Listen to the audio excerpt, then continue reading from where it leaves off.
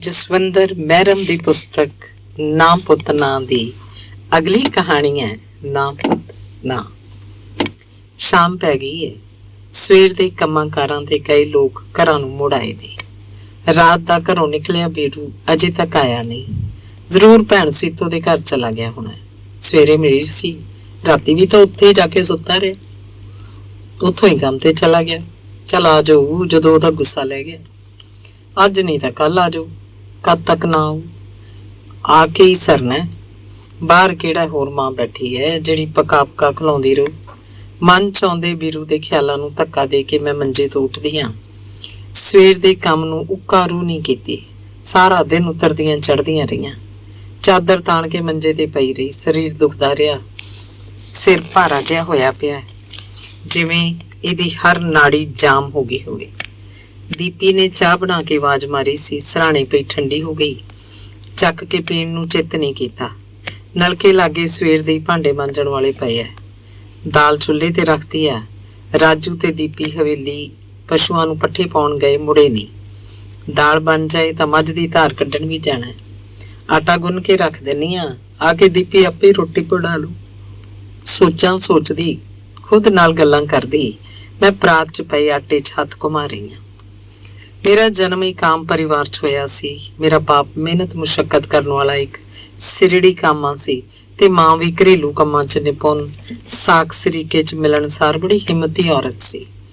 7 ਪੁੱਤਾਂ ਦੀ ਮਾਂ ਘਰ ਦਾ ਸਾਰਾ ਕੰਮ ਨੱਠ ਕਰਦੀ ਰਹਿੰਦੀ। ਵੱਡੇ 3 ਤਾਂ ਸੁੱਖ ਨਾਲ ਗੱਭਰੂ ਹੋ ਗਏ ਸੀ ਤੇ ਬਾਪ ਦੇ ਮੋਢੇ ਨਾਲ ਮੋਢਾ ਜੋੜ ਕੇ ਕੰਮ ਕਰਦੇ ਸੀ। 2 ਪੜ੍ਹਦੇ ਸੀ ਤੇ 2 ਅਜੇ ਖੇਡਣ ਕੁੱਦਣ ਵਾਲੇ ਹੀ ਸੀ। ਜਦੋਂ ਮੈਂ ਜੰਮੀ ਤਾਂ ਘਰ ਦੇ ਕਿਸੇ ਵੀ ਜੀ ਦੇ ਮੂੰਹ ਤੇ ਸ਼ਿਕਨ ਤੱਕ ਨਹੀਂ ਸੀ ਉਭਰੀ। ਮੇਰੇ ਬਾਪ ਕਰਮੇ ਤੋਂ ਖੁਸ਼ੀ ਸੰਭਾਲੀ ਨਹੀਂ ਸੀ ਜਾਂਦੀ। ਕਹਿੰਦਾ ਰੱਬ ਨੇ ਧੀ ਦੇ ਕੇ ਉਹਦੀ ਕੋਲੀ ਤਾਰ ਦਿੱਤੀ ਆ, ਤਾਂ ਹੀ ਸ਼ਾਇਦ ਉਹਨੇ ਮੇਰਾ ਨਾਮ ਕੁੱਲ ਤਾਰ ਰੱਖ ਦਿੱਤਾ ਸੀ। ਕਹਿਣ ਨੂੰ ਸਾਰੇ ਤਾਰੋ ਹੀ ਕਰਦੇ ਰਹਿੰਦੇ। ਕਹਿੰਦਾ ਪਤਾ ਨਹੀਂ ਮੈਂ ਕਦ 7 ਪੁੱਤਾਂ ਦਾ ਗੁਮਾਨ ਕਰ ਬਹਿੰਦਾ। ਨਾਲੇ ਸਾਰੇ ਕਹਿੰਦੇ ਧੀ ਦਾ ਦਾਨ ਮਹਾਦਾਨ ਹੁੰਦਾ ਹੈ। ਸਾਰਾ ਟੱਬਰ ਮੈਨੂੰ ਲਾਡ ਲਡਾਉਂਦਾ ਨਾ ਥੱਕਦਾ। ਦਿਨੇ ਤਾਂ ਮੰਜੇ ਤੇ ਕੋਈ ਰਹਿਣ ਹੀ ਨਾ ਦਿੱਤਾ।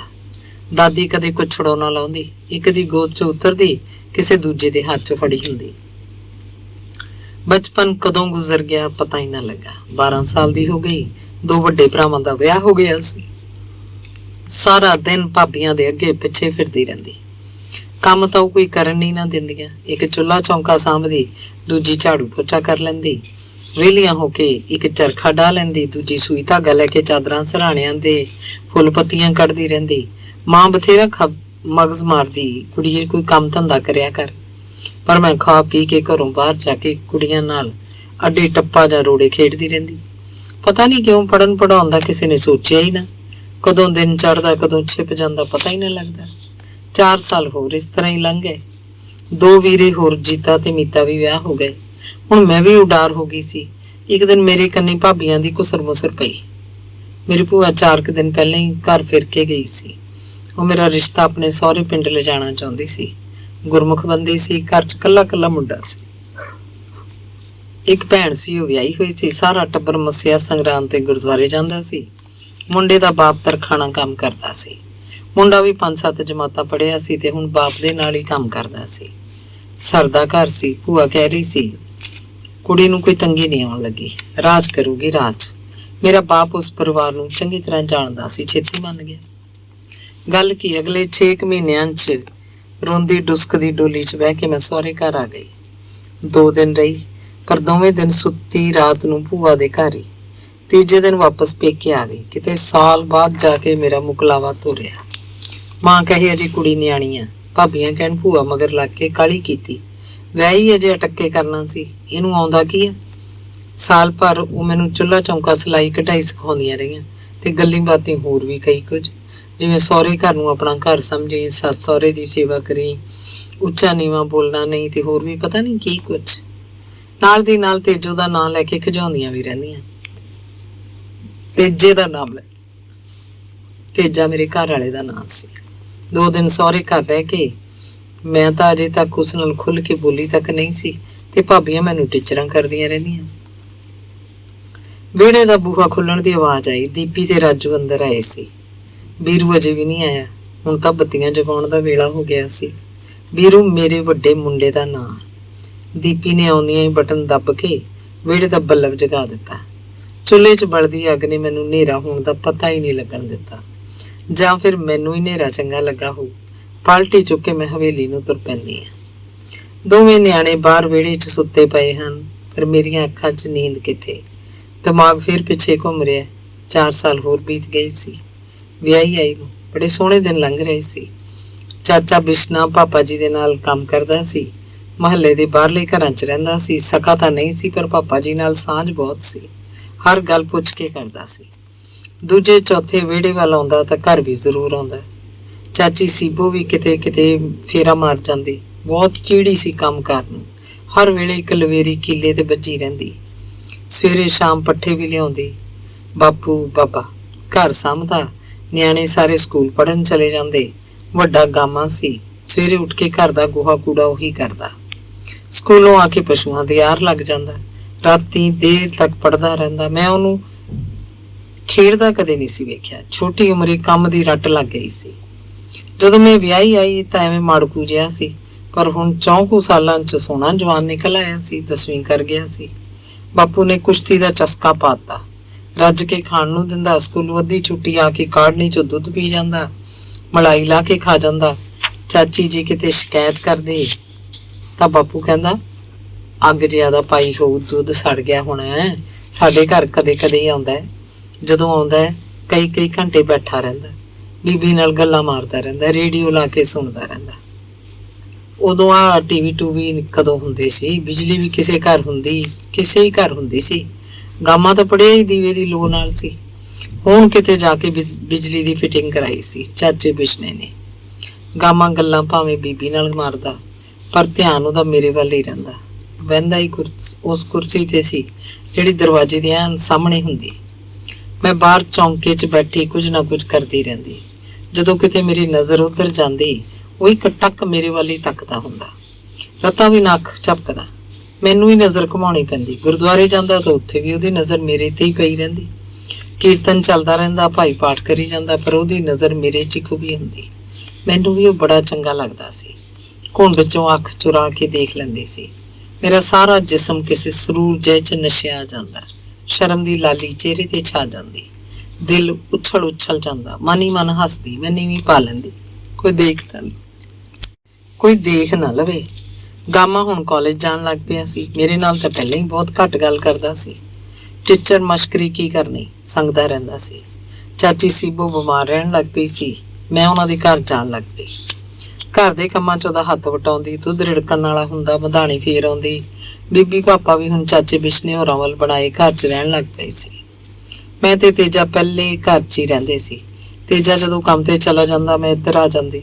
ਚਾਚਾ ਬਿਸ਼ਨਾ ਹੁਣ ਵਿਹੜੇ ਵੱਲ ਘੱਟ ਹੀ ਆਉਂਦਾ। ਪਾਪਾ ਜੀ ਨੂੰ ਇੱਧਰ ਹੀ ਮਿਲ ਲੈਂਦਾ। ਰੋਜ਼ ਸ਼ਾਮ ਨੂੰ ਗੁਰਦੁਆਰੇ ਤਾਂ ਮਿਲਦੇ ਹੀ ਸੀ। ਵਿਹੜੇ ਦਾ ਬੂਹਾ ਖੜਕਿਆ। ਉੱਠ ਕੇ ਕੁੰਡੀ ਖੋਲਦੀਆਂ। ਵੀਰੂ ਚੁੱਪਚਾਪ ਅੰਦਰ ਲੰਘ ਆਇਆ। ਬੂਹਾ ਭੇਟ ਕੇ ਰੋਟੀ ਤਾਂ ਪੁੱਛਦੀ ਆ, ਉਹਨੇ ਕੋਈ ਜਵਾਬ ਨਹੀਂ ਦਿੱਤਾ। ਜਾ ਕੇ ਰਾਜੂ ਨਾਲ ਲੰਮਾ ਪੈ ਗਿਆ। ਮੈਂ ਫਿਰ ਅੰਦਰ ਆ ਕੇ ਬਹਿ ਗਈ ਹਾਂ। 3 ਸਾਲ ਹੋਰ ਗੁਜ਼ਰ ਗਏ। ਵਿਹੜੇ 'ਚ ਕੋਈ ਵਿਆਹ ਸ਼ਾਦੀ ਹੁੰਦਾ, ਮੈਨੂੰ ਘਰਦਿਆਂ ਤੋਂ ਵੀ ਵੱਧ ਚਾਅ ਹੁੰਦਾ। ਕਈ ਦਿਨ ਮੈਂ ਵਿਆਹ ਵਾਲੇ ਘਰ 'ਚ ਕੰਮੀ ਜੁੱਟੀ ਰਹਿੰਦੀ। ਮੁੰਡੇ ਕੁੜੀਆਂ ਨੂੰ ਨਾਲ ਲੈ ਕੇ ਲੰਗਰ ਚਾਹ ਪਾਣੀ ਦੀ ਸੇਵਾ ਮੈਂ ਆਪਣੇ ਜਿੰਮੇ ਲਾ ਲੈਂਦੀ। ਆਏ ਪ੍ਰਾਹੁਣਿਆਂ ਨੂੰ ਥਾਂ ਥਾਈਂ ਮੈਂ ਟਿਕਾਉਂਦੀ। ਕੱਪੜੇ ਬਿਸਤਰੇ ਮੰਜਿਆਂ ਦਾ ਪ੍ਰਬੰਧ ਮੈਂ ਕਰਦੀ। ਮਾਈਏ ਤੋਂ ਲੈ ਕੇ ਮਹਿੰਦੀ ਤੱਕ ਗਾਉਣ ਜਾਂਦੀ। ਰਾਤ ਨੂੰ ਗਿੱਧਾ ਪੈਂਦਾ, ਨੱਚ ਨੱਚ ਧੂੜਾਂ ਪੱਟ ਦਿੰਦੀ।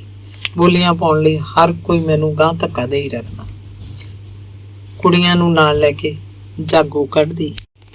ਕਿਸੇ ਦੀ ਮੌਤ ਹੋ ਜਾਂਦੀ, ਤਦ ਵੀ ਦੁੱਖ ਦਰਦ 'ਚ ਸਾਂਝੀ ਹੁੰਦੀ।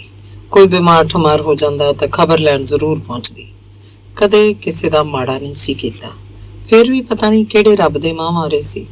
ਮੇਰੀ ਸੁੱਕੀ ਵੇਲ ਨੂੰ ਅਜੇ ਤੱਕ ਕੋਈ ਚੂਹਾ ਤੱਕ ਨਹੀਂ ਸੀ ਲੱਗਾ। ਕਈ ਦਿਨਾਂ ਤੋਂ ਘਰ 'ਚ ਕੋਈ ਖਿਚੜੀ ਪੱਕ ਰਹੀ ਸੀ। ਉੜਦੀ ਗੱਲ ਮੇਰੇ ਕੰਨੀ ਵੀ ਪਹੁੰਚੀ। ਦੂਰੋਂ ਨੇੜਿਓਂ ਲੱਗਦੀ ਤੇਜੋ ਦੀ ਭੂਆ ਦਾ ਕੋਈ ਖਤ ਆਇਆ ਸੀ, ਜਿਹੜੀ ਵਲਾਇਤ 'ਚ ਰਹਿੰਦੀ ਸੀ ਕਿ ਜੇ ਮੈਨੂੰ ਕੁਝ ਨਹੀਂ ਹੁੰਦਾ ਤਾਂ ਤੇਜਾ ਮੈਨੂੰ ਛੱਡ ਦੇ ਤੇ ਭੂਆ ਉਹਨੂੰ ਬਾਹਰ ਸੱਦ ਲਏਗੀ। ਸੁਣਦਿਆਂ ਮੇਰੇ ਤਾਂ ਸੱਤੀ ਕੱਪੜੀ ਅੱਗ ਲੱਗ ਗਈ। ਦੇਹ ਸੁੰਨ ਹੋ ਗਈ। ਅੱਖਾਂ ਮੂਹਰੇ ਹਨੇਰ ਆ ਗਿਆ। 7 ਸਾਲ ਹੋ ਗਏ ਸੀ ਵਸਦੀ ਨੂੰ। ਮੇਰੇ ਤਾਂ ਚੇਤੇ ਵੀ ਨਹੀਂ ਸੀ ਕਿ ਗੱਲ ਇੱਥੋਂ ਤੱਕ ਪਹੁੰਚ ਜਾਊਗੀ। ਮੈਂ ਤਾਂ ਰੱਬ ਤੇ ਡੋਰੀਆਂ ਰੱਖ ਬੈਠੀ ਸੀ। ਵੀ ਕਦੇ ਮੇਰੀ ਤਤੜੀ ਦੀ ਸੁਣੂ। ਕਈ ਦਰ ਦਰਗਾਹਾਂ ਤੇ ਮੱਥਾ ਘਸਾ ਲਿਆ ਸੀ, ਸੁੱਖਾਂ ਸੁੱਖੀਆਂ ਉੜ ਪੋੜ ਕੀਤੇ, ਕਈ ਜਗ੍ਹਾ ਚੈੱਕ ਕਰਵਾਇਆ ਸੀ। ਨੁਕਸ ਤਾਂ ਤੇਜੇ 'ਚ ਸੀ, ਮੈਂ ਤਾਂ ਠੀਕ ਠਾਕ ਸੀ, ਫਿਰ ਵੀ ਮੈਂ ਉਹਨੂੰ ਕਦੇ ਚਿਤਾਰਿਆ ਨਹੀਂ ਸੀ। ਸੋਚਦੀ ਜਦੋਂ ਠੀਕ ਹੋ ਜੂ ਰੱਬ ਆਪੇ ਸੁਣ ਲੂ। ਤੇਜੇ ਦਾ ਵਤੀਰਾ ਹੁਣ ਬਦਲਿਆ ਰਹਿੰਦਾ ਸੀ, ਹਰ ਵੇਲੇ ਖਿਜੂ ਖਿਜੂ ਕਰਦਾ ਰਹਿੰਦਾ।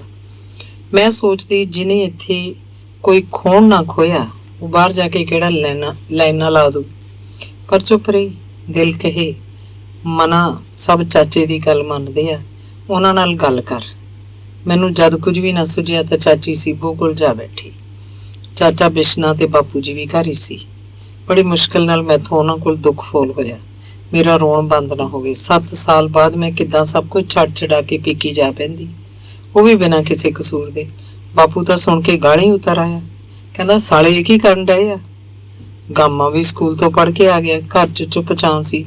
ਅਸੀਂ ਸਾਰੇ ਰਸੋਈ 'ਚ ਬੈਠੇ ਸੀ। ਬੈਠਕ 'ਚ ਕਿਤਾਬਾਂ ਰੱਖ ਕੇ ਗਾਮਾ ਵੀ ਰਸੋਈ ਵੱਲ ਆ ਗਿਆ, ਪਰ ਸਭ ਨੂੰ ਸ਼ਾਂਤ ਦੇਖ ਕੇ ਉਹ ਵਾਪਸ ਬੈਠਕ 'ਚ ਜਾ ਬੈਠਾ। ਆਖਰ ਚਾਚੇ ਬਿਸ਼ਨੇ ਨੇ ਦੇ ਇਹ ਕਹਿਣ ਤੇ ਕਿ ਉਹ ਬੀਬੀ ਭਾਪੇ ਨਾਲ ਗੱਲ ਕਰਨਗੇ, ਮੈਂ ਰਸੋਈ 'ਚੋਂ ਬਾਹਰ ਆ ਗਈ। ਗਾਮੇ ਨੇ ਮੇਰਾ ਉੱਡਿਆ ਮੂੰਹ ਦੇਖ ਲਿਆ, ਰੋ ਕੇ ਹਟੀਆਂ। ਇਹ ਵੀ ਭਾਂਪ ਲਿਆ। ਉਰਿਆ ਕਹਿ ਕੇ ਹੱਥ ਦੇ ਇਸ਼ਾਰੇ ਨਾਲ ਉਹਨੇ ਮੈਨੂੰ ਬੈਠਕ 'ਚ ਆਉਣ ਲਈ ਕਿਹਾ। ਨਾ ਚਾਹੁੰਦੀ ਵੀ ਮੈਂ ਉਹਦੇ ਕੋਲ ਜਾ ਖੜੀ ਹੋਈ। ਕੀ ਗੱਲ ਹੈ, ਉਹਨੇ ਪੁੱਛਿਆ। ਕੋਈ ਨਹੀਂ, ਮੈਂ ਜਵਾਬ ਦਿੱਤਾ। ਫਿਰ ਰੋਈ ਕਿਉਂ? ਉਹ ਫਿਰ ਸਵਾਲ ਕਰ ਗਿਆ। ਹੌਲੀ ਹੌਲੀ ਮੈਂ ਉਹਨੂੰ ਖੱਤ ਬਾਰੇ ਦੱਸ ਦਿੱਤਾ। ਤੇਰੇ 'ਚ ਕੋਈ ਨੁਕਸ ਹੈ? ਉਹ ਸਿੱਧਾ ਸਵਾਲ ਕੀਤਾ ਤਾਂ ਮੈਂ ਨਾਂ 'ਚ ਸਿਰ ਫੇਰ ਦਿੱਤਾ। ਤੇਜੇ 'ਚ ਨੁਕਸ ਹੈ? ਉਹ ਬੋਲਿਆ। ਮੇਰੇ ਮੂੰਹ ਨਿਕਲ ਗਿਆ। ਫਿਰ ਮੈਂ ਤੈਨੂੰ ਇਸ ਵਜ੍ਹਾ ਨਾਲ ਕਿਤੇ ਨਹੀਂ ਜਾਣ ਦਿੰਦਾ। ਇੱਕ ਵਾਰੀ ਠਹਿਰ ਗਿਆ ਤਾਂ ਕੋਈ ਮਾਈ ਦਾ ਲਾਲ ਤੈਨੂੰ ਘਰੋਂ ਕੱਢ ਨਹੀਂ ਸਕਦਾ। ਬਾਅਦ 'ਚ ਜਿੱਦਾਂ ਮਰਜ਼ੀ ਕਰੀ, ਸਾਰੀ ਉਮਰ ਦਾ ਠੇਕਾ ਮੈਂ ਨਹੀਂ ਲੈਂਦਾ। ਮਨਜ਼ੂਰ ਹੈ ਤਾਂ ਦੱਸ ਦੇ। ਕੱਲ ਤੱਕ ਚੁੱਪ ਚੁਪੀਤਾ ਰਹਿਣ ਵਾਲਾ ਗਾਮਾ ਪਤਾ ਨਹੀਂ ਕਿਵੇਂ ਸਾਰਾ ਕੁਝ ਇੱਕੋ ਸਾਹੇ ਕਹਿ ਗਿਆ। ਮੈਂ ਡੌਰ ਭਰ ਉਹਦੇ ਵੱਲ ਤੱਕਦੀ ਰਹੀ। ਮੈਂ ਭਰੇ ਹੋਏ ਫੋੜੇ ਵਾਂਗ ਫਿੱਸ ਪਈ, ਡਿੱਗੀ ਪਈ। ਜੇ ਗਾਮਾ ਔਲ ਕੇ ਮੈਨੂੰ ਫੜ ਨਾ ਲੈਂਦਾ, ਮੈਂ ਉਹਦੇ ਨਾਲ ਚਿੰਬੜ ਗਈ, ਜਿਵੇਂ ਫੇਰ ਕਦੇ ਜੁਦਾ ਹੀ ਨਾ ਹੋਣਾ ਹੋਵੇ। ਹੁਣ ਜਾ, ਸੋਚ ਕੇ ਦੱਸਦੀ। ਗਾਮਾ ਮੈਨੂੰ ਛੱਡ ਕੇ ਪਰੇ ਕੁਰਸੀ ਤੇ ਜਾ ਬੈਠਾ। ਬਿਨਾਂ ਕੁਝ ਬੋਲੇ ਮੈਂ ਘਰ ਆ ਗਈ। ਪੈਰਾਂ ਥੱਲੇ ਦੀ ਜ਼ਮੀਨ ਕਦੇ ਵੀ ਖਿਸਕ ਸਕਦੀ ਸੀ। ਜੜ੍ਹਾਂ ਬਿਨਾਂ ਖੜਾ ਰੁੱਖ ਕਦੇ ਵੀ ਡਿੱਗ ਸਕਦਾ। ਹਵਾ ਚੱਲਣੀ ਸ਼ੁਰੂ ਹੋ ਗਈ ਸੀ। ਝੱਖੜ ਕਦੇ ਵੀ ਝੁੱਲ ਸਕਦਾ ਸੀ। ਇਸ ਵੇਲੇ ਮੇਰਾ ਕੋਈ ਨਹੀਂ ਸੀ। ਮਾਂ ਬਾਪ 7 ਭਰਾ ਕੀ ਕਰ ਸਕਦੇ ਸੀ। 7 ਸਾਲ ਬਾਅਦ ਪੇਕੀ ਜਾ ਬਹਿਣਾ ਮੈਂ ਕਿਵੇਂ ਮਨਜ਼ੂਰ ਕਰ ਲੈਂਦੀ, ਤੇ ਉਹ ਵੀ ਮੱਥੇ ਤੇ ਕੁਛ ਨਹੀਂ ਹੁੰਦਾ ਦਾ ਦਾਗ ਚਿਪਕਾ ਕੇ। ਫੈਸਲਾ ਹੁਣ ਮੈਂ ਕਰਨਾ ਸੀ। ਅੱਗ ਸੁਲਗ ਰਹੀ ਸੀ। ਹੁਣ ਤੱਕ ਤਾਂ ਸੁੱਕੀ ਲੱਕੜ ਲੋਹਾ ਬਣ ਫਿਰਦੀ ਰਹੀ ਸੀ। ਬਲਦੀ ਤੇ ਤੇਲ ਗਾਮੇ ਨੇ ਪਾਤਾ ਸੀ। ਭਾਂਬੜ ਤਾਂ ਮੱਚਣਾ ਹੀ ਸੀ। 10 ਦਿਨਾਂ ਤੱਕ ਮੈਂ ਇਸ ਅੱਗ ਦੇ ਸਬਰ ਦੀ ਬਰਫ਼ ਦੇ ਗੋਲੇ ਰੱਖ ਰੱਖ ਇਹਨੂੰ ਸ਼ਾਂਤ ਕਰਨ ਦੀ ਕੋਸ਼ਿਸ਼ ਕਰਦੀ ਰਹੀ। ਮਨ ਬਣਾਉਂਦੀ ਰਹੀ, ਢਾਉਂਦੀ ਰਹੀ, ਤੇ ਅੰਤ ਜਵਾਲਾਮੁਖੀ ਫਟ ਗਿਆ। ਤੇਜਾ ਉਸ ਦਿਨ ਬਾਹਰ ਗਿਆ ਹੋਇਆ ਸੀ। 2 ਦਿਨ ਤੱਕ ਉਹਨੇ ਵਾਪਸ ਘਰ ਨਹੀਂ ਸੀ ਆਉਣਾ। ਅੱਜ ਘਰ ਨੂੰ ਆਈ ਤੇਜਾ ਬਾਹਰ ਗਿਆ ਸੀ। ਮੈਂ ਦਿਨੇ ਗਾਮੇ ਨੂੰ ਕਿਹਾ ਹੀ ਸੀ। ਸ਼ਾਮ ਪੈ ਗਈ। ਅੱਜ ਮੈਂ ਸੱਜ ਵਿਆਹੀ ਨਾਰ ਵਾਂਗ ਸ਼ਿੰਗਾਰ ਕਰਕੇ ਬਿਸਤਰ ਸਜਾ ਕੇ ਤਿਆਰ ਬੈਠੀ ਸੀ। ਆਂਢ ਗੁਆਂਢ ਸਭ ਸੌਂ ਗਏ। ਰਾਤ ਪੈ ਗਈ ਸੀ। ਗਾਮਾ ਅਜੇ ਤੱਕ ਆਇਆ ਨਹੀਂ ਸੀ। ਮੈਂ ਤਰਲੋ ਮੱਛੀ ਹੋ ਰਹੀ ਸੀ। ਮੇਰਾ ਅੰਗ ਫਰਕ ਰਿਹਾ ਸੀ। ਅੱਖਾਂ 'ਚ ਸੁਰਖੀ ਉੱਭਰ ਆਈ। ਪੂਰੀ ਅੱਗ ਬਣੀ ਮੈਂ ਗਾਮੇ ਨੂੰ ਉਡੀਕ ਰਹੀ ਸੀ। ਬੂਹਾ ਖੜਕਿਆ। ਮੈਂ ਛਾਲ ਮਾਰ ਕੇ ਮੰਜੇ ਤੋਂ ਉਤਰੀ, ਕੁੰਡਾ ਖੋਲਿਆ, ਗਾਮੇ ਨੂੰ ਧੂ ਕੇ ਅੰਦਰ ਕੀਤਾ। ਬੂਹਾ ਬੰਦ। ਗਾਮਾ ਬਿਜਲੀ ਦੇ ਖੰਭੇ ਵਾਂਗ ਬਾਹਾਂ ਅੱਡੀ ਅਡੋਲ ਖੜਾ ਸੀ। ਠਾ ਕਰਕੇ ਮੈਂ ਉਹਦੀ ਛਾਤੀ ਨਾਲ ਜਾ ਲੱਗੀ। ਸਵੇਰੇ ਅੱਖ ਖੁੱਲੀ ਤਾਂ ਸੂਰਜ ਸਿਰ ਤੇ ਖੜਾ ਸੀ। ਸਾਰਾ ਸਰੀਰ ਟੁੱਟ ਰਿਹਾ ਸੀ। ਅੰਗ ਅੰਗ 'ਚ ਮਿੱਠਾ ਮਿੱਠਾ ਦਰਦ ਉੱਠ ਰਿਹਾ ਸੀ, ਪਰ ਰੂਹ ਫੁੱਲ ਵਰਗੀ ਹਲਕੀ ਸੀ। ਗਾਮਾ ਤਾਂ ਤੜਕੇ ਉੱਠ ਕੇ ਚਲਾ ਗਿਆ ਸੀ। ਚੋਰੀ ਦੇ ਗੁੜ ਵਾਂਗ ਸਾਰੀ ਰਾਤ ਉਹ ਮੈਨੂੰ ਭੋਰ ਖਾਂਦਾ ਰਿਹਾ। ਜਿੰਨਾ ਉਹ ਭਾਂਦਾ ਰਿਹਾ, ਮੈਂ ਹੋਰ ਟੁੱਟਣ ਲਈ ਤਿਆਰ ਹੁੰਦੀ ਰਹੀ। ਉਸ ਸਤਾਉਂਦਾ ਰਿਹਾ। ਮੈਂ ਰਗ ਰਗ 'ਚ ਨਸ਼ਾ ਭਰ ਗਿਆ। 7 ਸਾਲ ਐਵੇਂ ਭੱਠ ਝੋਕਿਆ ਸੀ। ਮਰਦ ਕੀ ਹੁੰਦਾ, ਗਾਮਾ ਦੱਸ ਗਿਆ ਸੀ। ਕੋਈ ਅੱਜ ਮੈਨੂੰ ਪੁੱਛਦਾ, ਦੱਸਦੀ ਕਿ ਕਿਵੇਂ ਹੁੰਦਾ। 7 ਸਾਲ ਤਾਂ ਐਵੇਂ ਚਿੜੀ ਚਿੜੇ ਦਾ ਖੇਲ ਹੀ ਖੇਡਦੇ ਰਹੇ ਸੀ। ਦਿਨ ਬੀਤਦੇ ਗਏ। ਜਦੋਂ ਕਦੇ ਤੇਜਾ ਬਾਹਰ ਜਾਂਦਾ, ਮੈਂ ਗਾਮੇ ਨੂੰ ਸੱਦ ਲੈਂਦੀ। ਗਾਮਾ ਕੋਲ ਹੁੰਦਾ। ਨੀਂਦ ਕਿੱਥੇ। ਸਾਰੀ ਰਾਤ ਉਹ ਜਾਗਦਾ, ਸਾਰੀ ਰਾਤ ਮੈਂ ਜਾਗਦੀ। ਉਹਦੇ ਹੱਥਾਂ 'ਚ ਜਾਦੂ ਸੀ। ਹੁਣ ਉਹ ਕਦੇ ਕਦੇ ਦਿਨੇ ਵੀ ਆ ਜਾਂਦਾ। ਕਿਸੇ ਨਾ ਕਿਸੇ ਬਹਾਨੇ ਦਿਨ 'ਚ ਇੱਕ ਵਾਰ ਮੈਂ ਉਹਨੂੰ ਦੇਖਣ ਜ਼ਰੂਰ ਜਾਂਦੀ। ਜਿਸ ਦਿਨ ਨਾ ਦਿਸਦਾ, ਬੇਚੈਨੀ ਜੀ ਰਹਿੰਦੀ। ਰਾਤ ਨੂੰ ਚੱਜ ਨਾਲ ਨੀਂਦ ਨਾ ਆਉਂਦੀ। ਅੰਤ ਮੇਰੀ ਰੀਝ ਦੀਆਂ ਅੰਬੀਆਂ ਨੂੰ ਬੂਰ ਪੈ ਹੀ ਗਿਆ। ਸੁੱਕੀ ਵੇਲ ਨੂੰ ਫੁੱਲ ਲੱਗ ਤੁਰਿਆ। ਜਦੋਂ ਦਿਲ ਕੱਚਾ ਕੱਚਾ ਹੋਣ ਲੱਗ ਪਿਆ, ਖੱਟਾ ਖੱਟਾ ਖਾਣ ਨੂੰ ਚਿੱਤ ਕਰਿਆ ਕਰੇ। ਬਾਅਦ ਵਿੱਚ ਕਈ ਦਿਨ ਤੱਕ ਮੇਰੀ ਭੂਤਨੀ ਭੁਲਾ ਕੇ ਰੱਖੀ ਛੱਡੀ। ਮੇਰੇ ਅੰਦਰ ਕੁਝ ਵੀ ਨਾ ਟਿਕਦਾ, ਜੋ ਖਾਵਾਂ ਉਲਟੀਆਂ ਰਾਹੀਂ ਬਾਹਰ ਨਿਕਲ ਜਾਇਆ ਕਰੇ। ਪਾਣੀ ਤੱਕ ਵੀ ਨਾ ਰਿਹਾ ਕਰੇ। ਕਮਜ਼ੋਰੀ ਇੰਨੀ ਹੋ ਗਈ ਕਿ ਆਪਣਾ ਆਪ ਚੁੱਕਣੋਂ ਮੁਥਾਜ ਹੋ ਗਈ। ਮੈਂ ਤਾਂ ਡਰ ਹੀ ਗਈ ਕਿਤੇ ਕੁਝ ਚੰਗਾ ਮੰਦਾ ਨਾ ਹੋ ਜਾਏ। ਹੌਲੀ ਹੌਲੀ ਸਭ ਠੀਕ ਹੋ ਗਿਆ, ਤਾਂ ਜਾ ਕੇ ਕਿਤੇ ਮਸੀਂ ਮੈਨੂੰ ਸੁੱਖ ਦਾ ਸਾਹ ਆਇਆ। ਮੈਂ ਹਵਾ ਚ ਉੱਡਣ ਲੱਗੀ। ਮੇਰਾ ਹੁਣ ਜ਼ਮੀਨ ਤੇ ਪੈਰ ਨਾ ਲੱਗੇ। ਹੁਣ ਲਓ ਛੱਡਣ ਦਾ ਨਾਂ। ਛੱਡੋ ਕਿਹੜੇ ਬਹਾਨੇ ਛੱਡਣਾ? ਭੇਜ ਲਓ ਮੁੰਡਾ ਵਲੈਤ ਨੂੰ, ਦਿਲ ਚਾਂਬੜਾ ਪਾਉਣ ਨੂੰ ਕਰੇ। ਮੈਂ ਰੱਜ ਰੱਜ ਖਾਣ ਲੱਗੀ, ਡਰਦੀ ਰਹੀ ਕਿਤੇ ਬੱਚਾ ਕਮਜ਼ੋਰ ਨਾ ਰਹਿ ਜਾਏ। ਦਿਨੋਂ ਦਿਨ ਵੱਧਦਾ ਪੇਟ ਹੁਣ ਭਲਾ ਲੁਕਣਾ ਸੀ। ਸਭ ਨੂੰ ਖਬਰ ਹੋ ਗਈ। ਰੱਜ ਕੇ ਖਾਧੇ ਪੀਤੇ ਦਾ ਪਤਾ ਤਾਂ ਉਦੋਂ ਲੱਗਾ ਜਿਸ ਰਾਤ ਮੇਰਾ ਦੂਸਰਾ ਜਨਮ ਹੋਇਆ। ਬੱਚਾ ਜੰਮਣਾ ਦੂਸਰਾ ਜਨਮ ਲੈਣਾ ਹੀ ਤਾਂ ਹੈ। ਦਰਦ ਨਾਲ ਮੈਨੂੰ ਦੰਦਲਾਂ ਪੈਂਦੀਆਂ ਰਹੀਆਂ। ਕਈ ਵਾਰੀ ਮੈਂ ਬੇਹੋਸ਼ ਹੋਈ। ਸੁਰਤ ਆਈ ਤਾਂ ਦਾਈ ਨੇ ਮੁੰਡਾ ਹੋਇਆ ਕਹਿ ਕੇ ਮੇਰਾ ਸਾਰਾ ਦੁੱਖ ਦਰਦ ਮਿਟਾ ਦਿੱਤਾ। ਦਹੀਂ ਦੇ ਫੁੱਟ ਵਰਗਾ ਮੁੰਡਾ ਜੰਮ ਕੇ ਧਰਤਾ ਸੀ ਸਭ ਦੇ ਸਾਹਮਣੇ। ਮੇਰਾ ਗਾਮੇ ਤੇ ਗਿਆ। ਬੁੜੀਆਂ ਬੁੱਲ ਦਬ ਦਬ ਗੱਲਾਂ ਕਰਦੀਆਂ। ਤੇਜਾ ਹੁਣ ਕੌਣ ਜੋਗਾ ਨਾ ਰਿਹਾ। 4 ਦਿਨ ਕਿਚ ਕਿਚ ਕਰਦਾ ਰਿਹਾ। ਹੌਲੀ ਹੌਲੀ ਆਪੇ ਟਿਕਾਣੇ ਆ ਗਿਆ। ਮੇਰੇ ਮੂਹਰੇ ਅੱਖ ਚੱਕਣ ਜੋਗਾ ਨਾ ਰਿਹਾ। ਬੰਦੇ ਦਾ ਪੁੱਤ ਬਣ ਕੇ ਆਪਣਾ ਢਿੱਡ ਭਰੀ ਜਾ। ਮੈਂ ਆਪਣਾ ਗੁਜ਼ਾਰਾ ਕਰਕੇ ਹਟੂ। ਹੱਥ ਚੁੱਕਣ ਦੀ ਕੋਸ਼ਿਸ਼ ਨਾ ਕਰੀ, ਬੇਇੱਜ਼ਤੀ ਕਰਾਏਗਾ।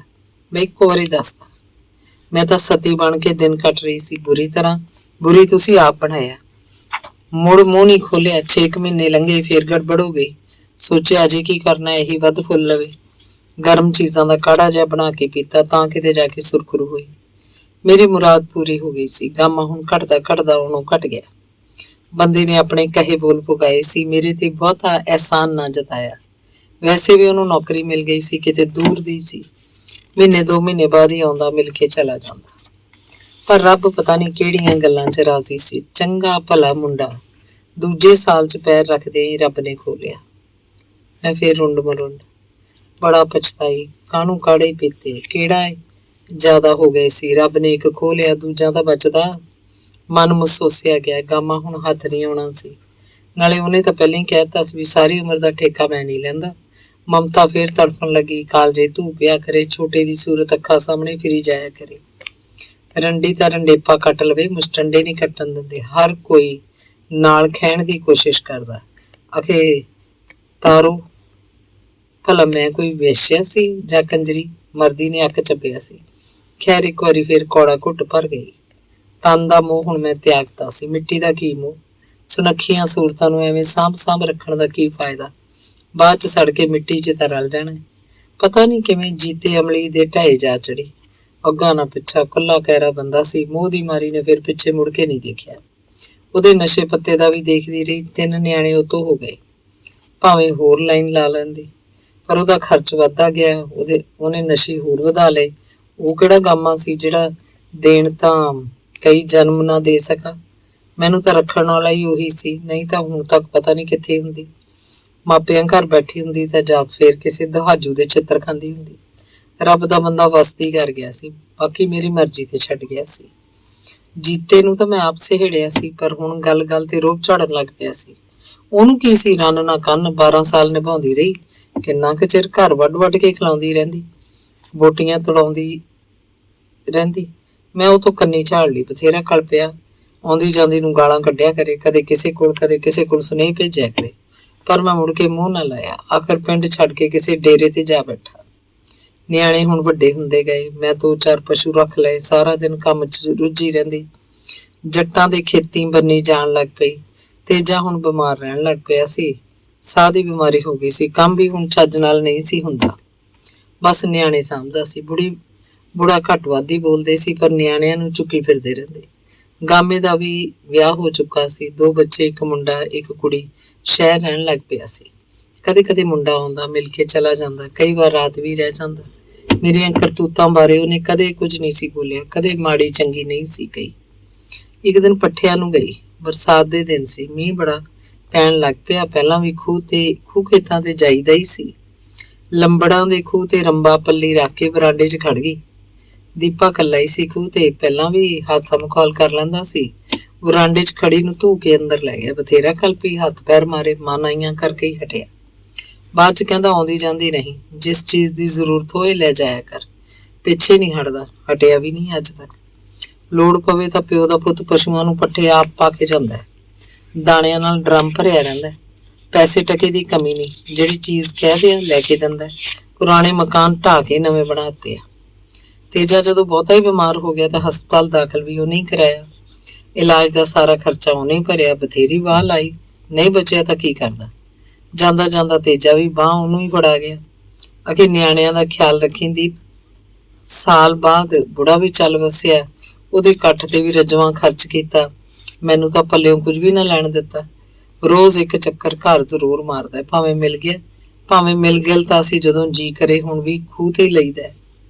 ਗੱਲ ਕੀ, ਅਜੇ ਤੱਕ ਕਿਸੇ ਟੁੰਡੇ ਲਾਟ ਦੀ ਪਰਵਾਹ ਨਹੀਂ ਕੀਤੀ। ਸਾਰਾ ਮਹੱਲਾ ਮਿਲਦਾ ਗਿਲਦਾ, ਕਿਸੇ ਤੋਂ ਮੰਗ ਕੇ ਨਹੀਂ ਖਾਂਦੀ। ਭਰੇ ਘਰ ਚੋਂ ਲੋੜ ਪਈ ਤੇ ਲੋੜਵੰਦ ਨੂੰ ਕੁਛ ਨਾ ਕੁਛ ਦੇ ਹੀ ਦਿੰਨੀ ਆ। ਗਾਮੇ ਦਾ ਮੂੰਹ ਅਜੇ ਵੀ ਮਨ ਚੋਂ ਗਿਆ ਨਹੀਂ। ਛੱਡ ਉਹ ਵੀ ਨਹੀਂ ਸਕਿਆ। ਜਦੋਂ ਕਦੇ ਪਿੰਡ ਆਉਂਦਾ ਮਿਲੇ ਬਿਨਾਂ ਨਹੀਂ ਜਾਂਦਾ। ਦਿਨੇ ਜਿੱਥੇ ਮਰਜ਼ੀ ਰਹੇ, ਰਾਤ ਨੂੰ ਘਰ ਜ਼ਰੂਰ ਆਉਂਦਾ। ਬਸ ਹਾਣੀਆਂ ਦੀ ਢਾਣੀ 'ਚ ਬੈਠਾ ਰਹੋ। ਜੇ ਵਕਤ ਸਿਰ ਆ ਜਾਏ ਤਾਂ ਰੋਟੀ ਪਾਣੀ ਵੀ ਇੱਥੇ ਹੀ ਖਾਂਦਾ ਹੈ। ਜੇ 2 ਘੁੱਟ ਲਾਏ ਹੋਣ ਤਾਂ ਕੋਠੇ ਚੜ ਕੇ ਚੁੱਪ ਕਰਕੇ ਜਾ ਪੈਂਦਾ। ਨਿਆਣੇ ਵੀ ਬੜਾ ਚਾਹੁੰਦੇ ਆ, ਬਾਹਰ ਕਿਤੇ ਦੇਖ ਲੈਣ ਤਾਂ ਦੱਸ ਦਿੰਦੇ ਆ ਵੀ ਚਾਚਾ ਆਇਆ ਹੋਇਆ। ਪੁੱਛਦੇ ਆ ਘਰ ਆਇਆ ਕਿ ਨਹੀਂ। ਕੋਈ ਨਾ ਕੋਈ ਜਾ ਕੇ ਸੱਦ ਲਿਆਉਂਦਾ। ਅਖੇ ਮੰਮੀ ਬੁਲਾਉਂਦੀ ਆ। ਆ ਜਿਹੜਾ ਬੀਰੂ ਕੱਲ ਦਾ ਰੁੱਸਿਆ ਫਿਰਦਾ, ਇਹਨੂੰ ਵੀ ਟਿਕਾ ਨਹੀਂ ਸੀ ਆਉਂਦਾ ਹੁੰਦਾ। ਜਿੰਨਾ ਚਿਰ ਸੱਦ ਨਾ ਲਿਆਉਂਦਾ ਗੇੜੇ ਤੇ ਗੇੜਾ ਮਾਰੀ ਜਾਂਦਾ। ਕੱਲ ਫੇਰ ਗਾਮਾ ਪਿੰਡ ਆਇਆ ਹੋਇਆ ਸੀ। ਨਿਆਣੇ ਉਡੀਕ ਕੇ ਸੌਂ ਗਏ ਸੀ। ਕੋਠੇ ਚੜਨ ਦੀ ਬਜਾਏ ਅੰਦਰ ਜਾ ਕੇ ਪੈ ਗਿਆ। ਪਹਿਲਾਂ ਤਾਂ ਮੈਂ ਬਾਹਰ ਪਈ ਸੀ, ਮੈਥੋਂ ਹੀ ਰਹਿਣਾ ਹੋਇਆ। ਜਾ ਕੇ ਨਾਲ ਲੰਮੀ ਪੈ ਗਈ। ਸੁੱਤੇ ਨੂੰ ਉਠਾ ਲਿਆ। ਇਹ ਬੀਰੂ ਪਤਾ ਨਹੀਂ ਕਿਵੇਂ ਉੱਠ ਗਿਆ। ਪਹਿਲਾਂ ਤਾਂ ਕਦੇ ਨਹੀਂ ਸੀ ਉੱਠਿਆ। ਉੱਠੇ ਵੀ ਤਾਂ ਮੰਮੀ ਮੰਮੀ ਕਹਿ ਕੇ ਆਵਾਜ਼ਾਂ ਮਾਰੀ ਜਾਓ। ਕੱਲ ਸਿੱਧਾ ਅੰਦਰ ਆ ਗਿਆ। ਬੱਤੀ ਜਗਾਈ। ਮੈਂ ਤੇ ਗਾਮਾ ਸਾਨੂੰ ਉਸ ਹਾਲਤ 'ਚ ਦੇਖ ਕੇ ਬੱਤੀ ਬੰਦ ਕਰਕੇ ਬਾਹਰ ਵਿਹੜੇ 'ਚ ਚਲਾ ਗਿਆ। ਐਨ ਸੈਂਸ ਕਰਦਾ ਫਿਰ ਅੰਦਰ ਆਇਆ। ਉਦੋਂ ਤੱਕ ਅਸੀਂ ਸੰਭਲ ਚੁੱਕੇ ਸੀ। ਬੀਰੂ ਚਾਦਰ ਦੀ ਬੁੱਕਲ ਮਾਰ ਕੇ ਬੁੜਬੁੜ ਕਰਦਾ ਘਰੋਂ ਬਾਹਰ ਨਿਕਲ ਗਿਆ। ਗਾਮਾ ਬੈੱਡ ਤੋਂ ਉੱਠ ਕੇ ਕੁਰਸੀ ਤੇ ਨਿੰਮੋ ਝੂਣਾ ਜਿਹਾ ਬੈਠਾ ਰਿਹਾ। ਜਿੰਨਾ ਚਿਰ ਬੈਠਾ ਹੁਣ ਕੀ ਹੋ ਇਹੀ ਕਹਿੰਦਾ ਰਿਹਾ। ਬਥੇਰਾ ਕਿਹਾ ਕੁਛ ਨਹੀਂ ਹੁੰਦਾ, ਤੂੰ ਆਰਾਮ ਨਾਲ ਪੈ ਜਾ, ਪਰ ਨਹੀਂ ਪਿਆ। ਆਖਿਰ ਉਹ ਵੀ ਉੱਠ ਕੇ ਚਲਾ ਗਿਆ। ਮੇਰੀ ਮੱਤ ਮਾਰੀ ਗਈ ਸੀ। ਬੂਹਾ ਅੱਗੇ ਕਦੇ ਖੁੱਲਾ ਨਹੀਂ ਸੀ ਛੱਡਿਆ। ਅਵਲ ਤਾਂ ਗਾਮਾ ਜਦੋਂ ਵੀ ਆਉਂਦਾ ਸੀ, ਜਿੰਨਾ ਚਿਰ ਨਿਆਣੇ ਜਾਗਦੇ ਹੁੰਦੇ ਸੀ, ਇਹ ਉਹਨਾਂ ਨਾਲ ਗੱਲੀ ਲੱਗਿਆ ਰਹਿੰਦਾ। ਕਈ ਵਾਰ ਉਹਨਾਂ ਨਾਲ ਹੀ ਪੈ ਜਾਂਦਾ। ਜਾਗ ਆਉਂਦੀ ਤਾਂ ਉੱਠ ਕੇ ਚੁਬਾਰੇ ਜਾ ਸਕਦਾ। ਕਈ ਵਾਰੀ ਤਾਂ ਮੈਨੂੰ ਆਪ ਹੀ ਜਗਾਉਣਾ ਪੈਂਦਾ। ਬਸ ਘਰ ਆ ਜਾਏ ਉਹਦਾ ਬਿਸਤਰਾ ਮੈਂ ਪਹਿਲਾਂ ਹੀ ਉੱਪਰ ਵਿਛਾ ਆਉਂਦੀ। ਨਿਆਣੇ ਸੌਂ ਜਾਂਦੇ ਤਾਂ ਮੈਂ ਆਪ ਹੀ ਉੱਠ ਕੇ ਉਹਦੇ ਕੋਲ ਚਲੀ ਜਾਂਦੀ। ਤੇ ਜਦੋਂ ਕੋਈ ਨਿਆਣਾ ਜਾਗਦਾ ਉੱਠ ਕੇ ਥੱਲੇ ਆ ਜਾਂਦੀ। ਪਰ ਕੱਲ ਕੁਛ ਨਹੀਂ ਹੁੰਦਾ। ਕਹਿਣ ਨੂੰ ਤਾਂ ਮੈਂ ਗਾਮੇ ਨੂੰ ਉਸ ਵੇਲੇ ਕਹਿ ਦਿੱਤਾ। ਕਦੇ ਇਸ ਤਰ੍ਹਾਂ ਦਾ ਸਮਾਂ ਵੀ ਆਊ ਸੋਚਿਆ ਨਹੀਂ ਸੀ। ਅੱਜ ਕੱਲ ਦੇ ਬੱਚੇ ਭਲਾ ਕੀ ਨਹੀਂ ਜਾਣਦੇ, ਸਭ ਕੁਝ ਸਮਝਦੇ ਆ। ਗਾਮੇ ਨੂੰ, ਦੀਪੇ ਨੂੰ ਮੇਰੇ ਕੋਲ ਬਹਿੰਦਿਆਂ ਉੱਠਦਿਆਂ ਗੱਲਬਾਤ ਕਰਦਿਆਂ ਨਿਆਣੇ ਹਰ ਵੇਲੇ ਦੇਖਦੇ ਹੀ ਆ, ਇਹ ਸੋਚ ਕੇ ਹੋ ਪਰੇ ਕਰਦੀ ਰਹੀ ਸੀ। ਜੀਤੇ ਅਮਲੀ ਵੇਲੇ ਤਾਂ ਚਲੋ ਬੇਸਮਝ ਸੀ। ਨਾਲੇ ਤੇਜਾ ਵੀ ਉਦੋਂ ਜਿਉਂਦਾ ਜਾਗਦਾ ਸੀ। ਤੇਜੇ ਦੇ ਮਰਨ ਤੋਂ ਬਾਅਦ ਤਾਂ ਦੀਪਾ ਹੀ ਘਰ ਦੀ ਅੜੀ ਥੋੜੀ ਪੂਰੀ ਕਰਦਾ ਆ ਰਿਹਾ ਸੀ। ਭਲਾ ਕਾਹਦੇ ਲਈ? ਮੇਰੇ ਨਾਲ ਕੋਈ ਸਬੰਧ ਹੋਣ ਕਰਕੇ ਹੀ ਮੁਫਤ? ਭਲਾ ਕੋਈ ਕੁਝ ਕਰਦਾ ਕਦੇ? ਇੰਨੀ ਸਮਝ ਤਾਂ ਹੁਣ ਤੱਕ ਆ ਗਈ ਹੋਏਗੀ ਇਹਨਾਂ 'ਚ। ਔਲਾਦ ਬਿਨਾਂ ਔਰਤ ਨਹੀਂ ਸਮਝੀ ਜਾਂਦੀ। ਹੁਣ ਬੀਰੂ ਨੂੰ ਕਿਵੇਂ ਦੱਸਾਂ? ਕੁਝ ਕਰਨ ਜੋਗਾ ਤਾਂ ਤੁਹਾਡਾ ਪਿਓ ਨਹੀਂ ਸੀ। ਆਪਣਾ ਔਰਤਪੁਣਾ ਸਿੱਧ ਕਰਨ ਲਈ ਬੁਰੀ ਮੈਨੂੰ ਬਣਨਾ ਪਿਆ। ਔਰਤ ਕਿਹੜੀ ਖੁਸ਼ੀ ਨਾਲ ਕਿਸੇ ਗੈਰ ਮਰਦ ਕੋਲ ਜਾਂਦੀ ਹੈ? ਕੋਈ ਨਾ ਕੋਈ ਲੋੜ ਨਹੀਂ ਉਹਨੂੰ ਇਸ ਤਰ੍ਹਾਂ ਕਰਨ ਲਈ ਮਜਬੂਰ ਕਰਦੀ ਹੈ। ਪਹਿਲਾਂ ਔਲਾਦ ਦੀ ਖਾਤਰ, ਫਿਰ ਇਹਨਾਂ ਦੀ ਪਰਵਰਿਸ਼ ਖਾਤਰ। ਇਹ ਤਾਂ ਇਹ ਵੀ ਜਾਣਦੇ ਆ ਕਿ ਇਹਨਾਂ 'ਚ ਵਗ ਰਿਹਾ ਖੂਨ ਕਿਹਦਾ ਹੈ। ਖੂਨ ਇਹਨਾਂ 'ਚ ਗਾਮੇ ਦਾ ਨਹੀਂ, ਤੇਜੇ ਦਾ ਵੀ ਨਹੀਂ, ਨਾ ਹੀ ਦੀਪੇ ਦਾ। ਦੀਪੇ ਦਾ ਤਾਂ ਹੋ ਵੀ ਨਹੀਂ ਸਕਦਾ। ਉਹਦੇ ਨਾਲ ਤਾਂ ਵਾਹ ਵੀ ਇਹਨਾਂ ਦੇ ਜਨਮ ਤੋਂ ਬਾਅਦ 'ਚ ਪਿਆ ਸੀ। ਜਿਹਦਾ ਖੂਨ ਹੈ ਉਹ ਤਾਂ ਹੁਣ ਸਾਧ ਹੋਇਆ ਫਿਰਦਾ। ਰਾਤ ਅੱਧੀਓਂ ਵੱਧ ਬੀਤ ਚੁੱਕੀ ਹੈ। ਗਲੀ 'ਚ ਕਿਸੇ ਦੇ ਗੱਲਾਂ ਕਰਨ ਦੀਆਂ ਆਵਾਜ਼ਾਂ ਆ ਰਹੀਆਂ ਨੇ। ਨਸ਼ੇ ਪੱਤੇ ਵਾਲੇ ਫਿਰਦੇ ਹੋਣੇ ਆ, ਜਾਂ ਜੂਏ ਵਾਲੇ ਕਿਤੇ ਉੱਠ ਕੇ ਆਏ ਹੋਣੇ ਆ। ਦਿਨੇ ਰਾਤ ਢਾਣੀਆਂ ਲੱਗੀਆਂ ਰਹਿੰਦੀਆਂ, ਕਿਤੇ ਨਾ ਕਿਤੇ ਚੋਰੀਆਂ ਵੀ ਹੁੰਦੀਆਂ ਰਹਿੰਦੀਆਂ। ਵਿਹਲੀ ਮੁੰਡੀਰ ਸਾਰੀ ਰਾਤ ਕੁੱਤਿਆਂ ਵਾਂਗ ਹਰਲ ਕਰਦੀ ਫਿਰਦੀ ਰਹਿੰਦੀ ਹੈ। ਕੰਮ ਨੂੰ ਕੋਈ ਹੱਥ ਲਾ ਕੇ ਕੁਛ ਨਹੀਂ। ਸ਼ਰਾਬਾਂ ਸਮੈਕਾਂ ਹੋਰ ਕਿੱਥੋਂ ਪੀ ਹੁੰਦੀਆਂ। ਕੌਡੀਆਂ ਦੇ ਭਾਅ ਜੋ ਹੱਥ ਆਉਂਦਾ ਚੁੱਕ ਕੇ ਵੇਚ ਦਿੰਦੇ ਆ। ਬੀਰੂ ਫੇਰ ਉੱਠ ਗਿਆ ਲੱਗਦਾ, ਅੰਦਰ ਆ ਗਿਆ। ਬੱਤੀ ਜਗਾ ਦਿੱਤੀ ਹੈ। ਗੋਡਿਆਂ ਚੋਂ ਸਿਰ ਚੁੱਕ ਕੇ ਖਾਲੀ ਅੱਖਾਂ ਨਾਲ ਉਸ ਵੱਲ ਦੇਖਦੀ ਆ। ਮੰਮੀ ਸੁੱਤੀ ਨਹੀਂ? ਬੜੇ ਮੋਹ ਜਿਹੇ ਨਾਲ ਪੁੱਛਦਾ ਹੈ। ਕੋਲ ਆ ਬੈਠਾ ਹੈ। ਸੋਚਦੀਆਂ ਹੁਣ ਜ਼ਰੂਰ ਕੁਝ ਪੁੱਛੇਗਾ। ਮੇਰੇ ਵੱਲ ਹੀ ਦੇਖੀ ਜਾਂਦਾ। ਜ਼ਰੂਰ ਗਾਮੇ ਬਾਰੇ ਕੁਝ ਬੋਲੇਗਾ। ਉਹਦੇ ਬੁੱਲ ਫੜ ਕੇ, ਮੰਮੀ ਚਾਚਾ ਗਾਮਾ। ਨਾ ਪੁੱਤ ਨਾ, ਗਾਮੇ ਦਾ ਕੋਈ ਕਸੂਰ ਨਹੀਂ। ਕਾਲੀ ਨਾਲ ਮੇਰੇ ਮੂੰਹ ਨਿਕਲਿਆ, ਪੁੱਤ ਮਾੜੀ ਤਾਂ ਮੈਂ ਹੀ ਆ, ਉਹ ਤਾਂ ਮੇਰਾ ਰੱਬ ਹੈ। ਮਾਵਾਂ ਬਣਨਾ ਸੌਖਾ ਨਹੀਂ। ਮਾਵਾਂ ਦੇ ਪੋਤਲੇ ਫੋਲਿਆਂ ਕੁਝ ਨਹੀਂ ਮਿਲਦਾ। ਐਵੇਂ ਲੋਕਾਂ ਮਗਰ ਨਹੀਂ ਲੱਗੀਦਾ। ਲੋਕ ਤਾਂ ਬਹੁਤ ਕੁਝ ਕਹਿੰਦੇ ਰਹਿੰਦੇ ਆ। ਕੱਲ ਨੂੰ ਲੋਕ ਕੁਝ ਵੀ ਕਹਿਣ, ਕੁਝ ਵੀ ਸਿਖਾਉਣ, ਸ਼ਾਇਦ ਹੁਣ ਵੀ ਕਹਿੰਦੇ ਹੋਣ। ਅੱਜ ਤੂੰ ਤਾਂ ਅੱਖੀਂ ਦੇਖ ਲਿਆ। ਗੁਨਾਹਗਾਰਾਂ ਤੇਰੇ ਅੱਗੇ ਹੱਥ ਜੋੜਦੀਆਂ। ਹੁਣ ਲੋਕਾਂ ਨੂੰ ਤਮਾਸ਼ਾ ਨਾ ਦਿਖਾਈ। ਅੱਜ ਤੱਕ ਕਿਸੇ ਅੱਗੇ ਝੁਕੀ ਨਹੀਂ। ਤੈਨੂੰ ਮੇਰੀ ਮਿੰਨਤ ਹੈ, ਤੂੰ ਗਾਮੇ ਨੂੰ ਮਾੜਾ ਚੰਗਾ ਕਦੇ ਨਾ ਕਹੀਂ। ਤੂੰ ਹੁਣ ਨਿਆਣਾ ਨਹੀਂ, ਜਵਾਨ ਹੋ ਗਿਆ। ਹੋਰ 2 ਸਾਲ ਨੂੰ ਜਦੋਂ ਮਰਜ਼ੀ ਤੈਨੂੰ ਵਿਆਹ ਦਿਆਂ। ਔਰਤ ਤਾਂ ਧਰਤੀ ਹੁੰਦੀ ਹੈ, ਧਰਤੀ। ਔਲਾਦ ਤਾਂ ਉਹੀ ਜੰਮਦੀ ਹੈ। ਕਾਗਜ਼ਾਂ 'ਚ ਨਾ ਭਾਵੇਂ ਜਿਹਦਾ ਮਰਜ਼ੀ ਲਿਖ ਹੋ ਜਾਏ, ਉਹੀ ਦੱਸ ਸਕਦੀ ਹੈ ਵੀ ਕੁੱਖ 'ਚ ਉੱਗਿਆ ਬੀਜ ਕਿੱਥੋਂ ਆਇਆ ਸੀ। ਮੈਨੂੰ ਤਾਂ ਇਸ ਪਿੰਡ 'ਚ ਰੱਖਣ ਵਾਲਾ ਹੀ ਕੰਮ ਹੈ, ਨਹੀਂ ਤਾਂ ਹੁਣ ਨੂੰ ਪਤਾ ਨਹੀਂ ਕਿੱਥੇ ਹੁੰਦੀ। ਜਦੋਂ ਮੇਰਾ ਆਪਣਾ ਕਹਿਣ ਵਾਲਾ ਕੋਈ ਨਹੀਂ ਸੀ ਤਾਂ ਇਹੀ ਗਾਮਾ ਅੱਗੇ ਆਇਆ ਸੀ। ਪਿਓ ਤੇਰਾ ਤਾਂ ਕਾਸੇ ਜੋਗਾ ਨਹੀਂ ਸੀ, ਉਲਟਾ ਮੈਨੂੰ ਛੱਡਣ ਨੂੰ ਤਿਆਰ ਹੋਇਆ ਫਿਰਦਾ ਸੀ। ਮੈਂ ਵਸੀ ਤਾਂ ਆਪਣੀ ਹਿੰਮਤ ਨਾਲ ਵਸੀ। ਗਾਮੇ ਨੇ ਤਾਂ ਰਾਹ ਵਿਖਾਇਆ ਸੀ ਤੇ ਮੈਂ ਹੁਣ ਤੱਕ ਦੀ ਜ਼ਿੰਦਗੀ ਦੀ ਸਾਰੀ ਕਿਤਾਬ ਵੀਰੂ ਅੱਗੇ ਖੋਲ੍ਹਤੀ। ਹੁਣ ਤਾਂ ਮੈਂ ਹੀ ਤੇਰੀ ਮਾਂ, ਮੈਂ ਹੀ ਤੇਰਾ ਪਿਓ ਆ। ਪੁੱਤ ਮਾਰ ਚਾਹੇ ਛੱਡ, ਜਿੰਨਾ ਚਿਰ ਸਰੀਰ 'ਚ ਜਾਨ ਹੈ। ਗਾਮੀ ਨੂੰ ਮੈਂ ਨਹੀਂ ਛੱਡ ਸਕਦੀ। ਮਨ ਦਾ ਮੀਤ ਤਾਂ ਉਹੀ ਹੈ ਮੇਰਾ, ਬਾਕੀ ਤਾਂ ਸਭ ਮੂੰਹ ਮੁਲਾਜਾ ਹੀ ਹੈ। ਜੋ ਦਿਲ 'ਚ ਸੀ ਤੈਨੂੰ ਦੱਸਤਾ। ਹੁਣ ਤੱਕ ਜੋ ਭੇਦ ਇਸ ਦਿਲ 'ਚ ਦੱਬ ਕੇ ਰੱਖਿਆ ਸੀ, ਉਹਦਾ ਬੰਦ ਦਰਵਾਜ਼ਾ ਅੱਜ ਤੇਰੇ ਅੱਗੇ ਖੋਲ੍ਹਤਾ। ਰੋਜ਼ ਤੰਗ ਨਾ ਕਰੀ, ਜਿਵੇਂ ਕੱਟ ਹੋਊ ਕੱਟ ਲਵਾਂਗੀ, ਬਾਕੀ ਹੁਣ ਤੂੰ ਜਾਣੇ। ਇੰਨਾ ਕਹਿ ਕੇ ਮੈਂ ਮੰਜੇ ਤੇ ਲੰਮੀ ਪੈ ਗਈ। ਵੀਰੂ ਉੱਠ ਕੇ ਬਾਹਰ ਜਾ ਕੇ ਬਹਿ ਗਿਆ ਜਾਂ ਪੈ ਗਿਆ, ਕੋਈ ਪਤਾ ਨਹੀਂ। 10 ਕੁ ਦਿਨ ਬਾਅਦ ਚੁਬਾਰੇ ਤੋਂ ਖੜੀ ਨੇ ਦੇਖਿਆ, ਵੀਰੂ ਗਾਮੇ ਦੀ ਬਾਂਹ 'ਚ ਬਾਂਹ ਪਾਈ ਪਹਿਲਾਂ ਵਾਂਗ ਹੀ ਹੱਸ ਗੱਲਾਂ ਕਰਦਾ ਘਰ ਦੇ ਵਿਹੜੇ 'ਚ ਖੜਾ ਸੀ। ਧੰਨਵਾਦ। ਅਗਲੀ ਕਹਾਣੀ ਹੈ ਪਿੱਪਲੀ ਦੇ ਪੱਤੇ। ਦਿਨੇਸ਼ ਨੇ ਸਿਗਰਟ ਦਾ ਕਸ਼ ਖਿੱਚ ਕੇ ਧੂਏਂ ਦਾ ਗੁਬਾਰ ਜਿਹਾ ਮੂੰਹ 'ਚੋਂ ਬਾਹਰ ਕੱਢਿਆ। ਸੁੰਨੀ ਸੜਕ ਦੀ ਪਟੜੀ ਤੋਂ ਉਤਰ ਕੇ ਉਹ ਪਿੱਪਲੀ ਵਾਲੇ ਖੂਹ ਵੱਲ ਤੁਰ ਪਿਆ। ਉਹਦੇ ਪੈਰ ਥਿੜਕ ਰਹੇ ਸਨ ਤੇ ਚਾਲ ਸੁਸਤ ਸੀ। ਉਂਝ ਅੱਜ ਇਹ ਕੋਈ ਨਵੀਂ ਗੱਲ ਨਹੀਂ ਸੀ, ਕਈ ਸਾਲਾਂ ਤੋਂ ਇਸ ਤਰ੍ਹਾਂ ਕਰ ਰਿਹਾ ਸੀ। ਜਦੋਂ ਵੀ ਉਹ ਪਿੱਪਲੀ ਵਾਲੇ ਖੂਹ ਵੱਲ ਆਉਂਦਾ, ਇੱਕ ਮਿਕਨਾਤੀਸ ਦੀ ਤਰ੍ਹਾਂ ਆਪ ਮੁਹਾਰੇ ਉਹਦੇ ਪੈਰ ਉੱਧਰ ਨੂੰ ਖਿੱਚੇ ਜਾਂਦੇ ਤੇ ਫਿਰ ਘੰਟਿਆਂ ਬੱਧੀ ਉਹ ਪਿੱਪਲੀ ਦੇ ਮੁੱਢ ਨਾਲ ਢੋਹ ਲਾ ਕੇ ਬੈਠਾ ਰਹਿੰਦਾ, ਕੁਝ ਸੋਚਦਾ ਰਹਿੰਦਾ। ਕਦੇ ਕਦੇ ਉਹ ਪਿੱਪਲੀ ਦੇ ਨਵੇਂ ਨਿਕਲੇ ਹਰੇ ਲਵੇ ਕੂਲੇ ਪੱਤਿਆਂ ਵੱਲ ਦੇਖਦਾ ਰਹਿੰਦਾ, ਘੂਰਦਾ ਰਹਿੰਦਾ। ਫਿਰ ਟਾਹਣੀਆਂ ਟੁੱਟੇ ਪੱਤਿਆਂ ਨੂੰ ਚੁੱਗ ਕੇ ਹੱਥਾਂ 'ਚ ਫੜ ਕੇ ਮਲਦਾ ਰਹਿੰਦਾ, ਪਲੋਸਦਾ ਰਹਿੰਦਾ। ਅਚਾਨਕ ਆਈ ਹਵਾ ਦੇ ਤੇਜ਼ ਬੁੱਲਿਆਂ ਨਾਲ ਡਿੱਗੇ ਪੱਤੇ, ਅਣਜਾਣ ਜਿਹੇ ਬੇਆਸਰੇ ਪੱਤੇ। ਸਿਰ ਤੇ ਕੂਕਦੀ ਅਣਚਾਹੀ ਮੌਤ, ਤੜਪ ਪਛਤਾਵਾ, ਕੀ ਕਰੇ ਕੋਈ। ਤਕੜੇ ਦਾ 7ਵੀਂ ਹੀ ਸੌ। ਮੌਤ ਦਾ ਕੀ ਪਤਾ ਕਦੋਂ ਤੇ ਕਿੱਧਰੋਂ ਆ ਕੇ ਕਿਸੇ ਬਾਜ ਦੀ ਤਰ੍ਹਾਂ ਝਪੱਟਾ ਮਾਰ ਲਏ ਤੇ ਫਿਰ ਮਾਸੂਮ ਕਬੂਤਰ ਦੀ ਤਰ੍ਹਾਂ ਅੱਖਾਂ ਮੀਟਣ ਵਾਲੀ ਗੱਲ ਹੈ। ਤੇਜ਼ ਹਵਾ ਬਾਜ਼ ਦੇ ਮਜ਼ਬੂਤ ਪੰਜਿਆਂ 'ਚ ਜਕੜੀ ਚੀਜ਼ ਵਾਂਗ ਆਪਣੀ ਬੁੱਕਲ 'ਚ ਲੈ ਕੇ ਉਹਨਾਂ ਨੂੰ ਜਿੱਥੋਂ ਤੱਕ ਮਰਜ਼ੀ ਘਸੀਟੀ ਜਾਵੇ, ਕੌਣ ਰੋਕ ਸਕਦਾ ਹੈ। ਉਹ ਸੋਚਦਾ ਮੇਰੀ ਮੁਹੱਬਤ ਵੀ ਕੁਝ ਇਸੇ ਤਰ੍ਹਾਂ ਦੀ ਆ, ਨਰਮ ਭੋਲੀ ਭਾਲੀ ਟਹਿਣੀਆਂ ਟੁੱਟੀ।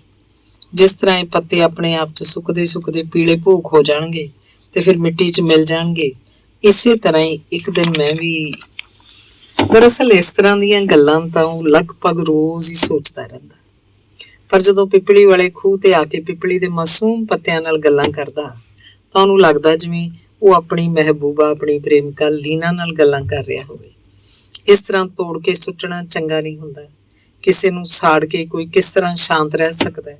ਖੁਦ ਆਪ ਵੀ ਸੜਦਾ ਹੈ ਤੇ ਉਹਨੂੰ ਪਿਛਲੀਆਂ ਯਾਦਾਂ ਆ ਘੇਰਦੀਆਂ। DAV ਹਾਈ ਸਕੂਲ 'ਚ ਪੜ੍ਹਦਿਆਂ ਉਹਦੇ ਪਿਤਾ ਸ਼ਮਸ਼ੇਰ ਸਿੰਘ ਦੇ ਦੋਸਤ ਜਾਗੀਰ ਸਿੰਘ ਦੀ ਲੜਕੀ ਲੀਨਾ ਵੀ ਉਹਦੇ ਨਾਲ ਹੀ ਪੜ੍ਹਦੀ ਸੀ। ਦੋਹਾਂ ਘਰਾਂ 'ਚ ਆਉਣ ਜਾਣ ਵੀ ਬਹੁਤ ਸੀ। ਜੇ ਇੱਧਰ ਦਿਨੇਸ਼ ਆਪਣੇ ਬਾਪ ਦਾ ਇੱਕੋ ਇੱਕ ਚਿਰਾਗ ਸੀ ਤਾਂ ਉਧਰ ਲੀਨਾ ਆਪਣੇ ਪਿਤਾ ਦੇ ਘਰ ਨੂੰ ਰੌਸ਼ਨ ਕਰਨ ਵਾਲੀ ਇੱਕੋ ਇੱਕ ਸ਼ਮਾ। ਮਾਂ ਦਾ ਪਿਆਰ ਨਾ ਦਿਨੇਸ਼ ਨੂੰ ਮਿਲਿਆ ਨਾ ਲੀਨਾ ਨੂੰ। ਉਹਨਾਂ ਦੇ ਬਾਪ ਹੀ ਉਹਨਾਂ ਲਈ ਸਭ ਕੁਝ ਸਨ। ਬਚਪਨ ਤੋਂ ਲੈ ਕੇ ਹੁਣ ਤੱਕ ਲੀਨਾ ਉਹਦੇ ਨਾਲ ਹੀ ਪੜ੍ਹਦੀ ਰਹੀ ਸੀ। ਘਰ ਤੇ ਗੁੱਡੀਆਂ ਪਟੋਲੇ, ਅੱਡਾ ਟੱਪਾ ਤੇ ਲੁੱਕਣ ਮੀਚੀ ਦੀਆਂ ਖੇਡਾਂ 'ਚ ਦੋਵੇਂ ਸ਼ਰੀਕ ਰਹੇ ਸੀ। ਲੜਾਈ ਝਗੜਾ, ਮਾਰ ਕੁਟਾਈ। ਜੇ ਇੱਕ ਪਲ ਉਹ ਦੋਵੇਂ ਲੜਦੇ ਹੁੰਦੇ ਤਾਂ ਅਗਲੇ ਪਲ ਹੀ ਉਹ ਰੇਤ ਦੇ ਮਹਿਲ ਉਸਾਰਦੇ ਹੁੰਦੇ। ਲੀਨਾ ਕੋਲੋਂ ਜੇ ਕਦੇ ਆਪਣੇ ਆਪ ਕੁਛ ਨਾ ਬਣਦਾ ਤਾਂ ਉਹ ਦਿਨੇਸ਼ ਦਾ ਬਣਿਆ ਬਣਾਇਆ ਘਰ ਅੱਡੇ ਮਾਰ ਕੇ ਢਾਹ ਦਿੰਦੀ। ਦਿਨੇਸ਼ ਉਹਨੂੰ ਮਾਰਨ ਲਈ ਉਹਦੇ ਮਗਰ ਦੌੜਦਾ ਤਾਂ ਉਹ ਦੌੜ ਕੇ ਬਾਪ ਦੀ ਬੁੱਕਲ 'ਚ ਜਾ ਵੜਦੀ। ਕੀ ਹੋਇਆ ਦਿਨੇਸ਼ ਬੇਟਾ? ਉਹਦਾ ਬਾਪ ਪੁੱਛਦਾ। ਲੀਨਾ ਮੇਰਾ ਘਰ ਢਾਹ ਦਿੰਦੀ ਆ, ਉਹ ਢਿੱਲੇ ਜਿਹੇ ਬੁੱਲ ਕਰਕੇ ਕਹਿੰਦਾ। ਰੇਤ ਦੇ ਮਹਿਲ ਹੁੰਦੇ ਹੀ ਢਹਿਣ ਵਾਲੇ ਆ, ਤੁਸੀਂ ਪੱਕੇ ਘਰ ਬਣਾਇਆ ਕਰੋ।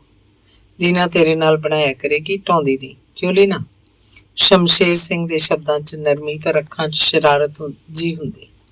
ਹਾਂ ਅੰਕਲ, ਪੱਕੇ ਘਰ ਮੈਂ ਨਹੀਂ ਢਾਉਂਦੀ, ਕੱਚੇ ਤਾਂ ਆਪੇ ਢਹਿ ਜਾਂਦੇ ਆ, ਲੀਨਾ ਪਟਾਕ ਦੇਣੀ ਜਵਾਬ ਦਿੰਦੀ। ਨਹੀਂ ਢਾਏਂਗੀ ਨਾ? ਦਿਨੇਸ਼ ਲੀਨਾ ਨੂੰ ਪੁੱਛਦਾ, ਜਿਵੇਂ ਉਹਨੂੰ ਡਰ ਹੋਵੇ ਕਿ ਉਹ ਝੂਠ ਬੋਲ ਰਹੀ ਹੈ। ਨਹੀਂ ਢਾਉਂਦੀ ਯਾਰ, ਚੱਲ ਫੇਰ ਬਣਾਈਏ। ਉਦੋਂ ਵੀ ਫੇਰ ਘਰ ਘਰ ਖੇਡਣ ਚਲੇ ਜਾਂਦੇ। ਸ਼ਮਸ਼ੇਰ ਸਿੰਘ ਤੇ ਜਗੀਰ ਸਿੰਘ ਦਾ ਸਾਂਝਾ ਹਾਸਾ ਹਵਾ 'ਚ ਉਡਾਰੀਆਂ ਭਰ ਜਾਂਦਾ। ਕਿਸ ਤਰ੍ਹਾਂ ਦੀ ਰਹੇਗੀ ਇਹ ਜੋੜੀ? ਸ਼ਮਸ਼ੇਰ ਸਿੰਘ ਉਹਨੂੰ ਪੁੱਛਦਾ। ਬਹੁਤ ਖੂਬ ਰਹੇਗੀ, ਜ਼ਰਾ ਤਕੜੇ ਤਾਂ ਹੋਣ ਦੇ, ਮਜ਼ਾ ਆ ਜਾਏਗਾ ਜ਼ਿੰਦਗੀ ਦਾ। ਤੂੰ ਵੀ ਕੀ ਯਾਦ ਕਰੇਂਗਾ ਯਾਰ ਦੀ ਯਾਰੀ ਨੂੰ? ਜਗੀਰ ਸਿੰਘ ਕਹਿੰਦਾ। ਵਾਦਾ, ਦੇਖੀ ਮੁੱਕਰੀ ਨਾ। ਸ਼ਮਸ਼ੇਰ ਸਿੰਘ ਆਪਣਾ ਹੱਥ ਜਗੀਰ ਸਿੰਘ ਦੇ ਹੱਥ ਵੱਲ ਵਧਾ ਦਿੰਦਾ ਤਾਂ ਉਹਦਾ ਹੱਥ ਆਪਣੇ ਹੱਥਾਂ 'ਚ ਘੁੱਟ ਲੈਂਦਾ ਤੇ ਉਹ ਕਾਲਜ ਪਹੁੰਚ ਗਏ। ਬਚਪਨ ਕੂੰਜਾਂ ਦੀ ਡਾਰ ਨਾਲੋਂ ਵਿਛੜੀ ਕੂੰਜ ਦੀ ਤਰ੍ਹਾਂ ਪਿੱਛੇ ਰਹਿ ਗਿਆ ਸੀ। ਵਕਤ ਦੀ ਰਫ਼ਤਾਰ ਦੇ ਨਾਲ ਨਾਲ ਉਹਨਾਂ ਦੇ ਸਰੀਰਾਂ 'ਚ ਵੀ ਫਰਕ ਆ ਗਿਆ ਸੀ। ਲੀਨਾ ਦੇ ਗੋਲ ਗੋਲ ਗੋਰੇ ਚਿਹਰੇ ਤੇ ਮੋਟੀਆਂ ਮੋਟੀਆਂ ਅੱਖਾਂ ਮਸਤੀ ਭਰੇ ਜਾਮ ਦੀ ਤਰ੍ਹਾਂ ਛਲਕਦੀਆਂ। ਉਹਦੀ ਧੌਣ ਸੁਰਾਈ ਦੀ ਤਰ੍ਹਾਂ ਲੱਗਦੀ। ਸਿਰ ਤੇ ਕਾਲੇ ਕਾਲੇ ਵਾਲ ਸਾਵਣ ਦੇ ਬੱਦਲਾਂ ਦੀ ਤਰ੍ਹਾਂ ਉਹਦੇ ਚਿਹਰੇ ਤੇ ਛਾਏ ਰਹਿੰਦੇ। ਬਰੀਕ ਗੁਲਾਬੀ ਬੁੱਲ ਜਦੋਂ ਹੱਸਦੀ ਤਾਂ ਗੱਲਾਂ 'ਚ ਟੋਏ ਜਿਹੇ ਪੈਂਦੇ। ਦੇਖਣ ਵਾਲੇ ਦਾ ਦਿਲ ਇਹਨਾਂ 'ਚ ਖੁਦ ਪੈਣ ਨੂੰ ਕਰਦਾ।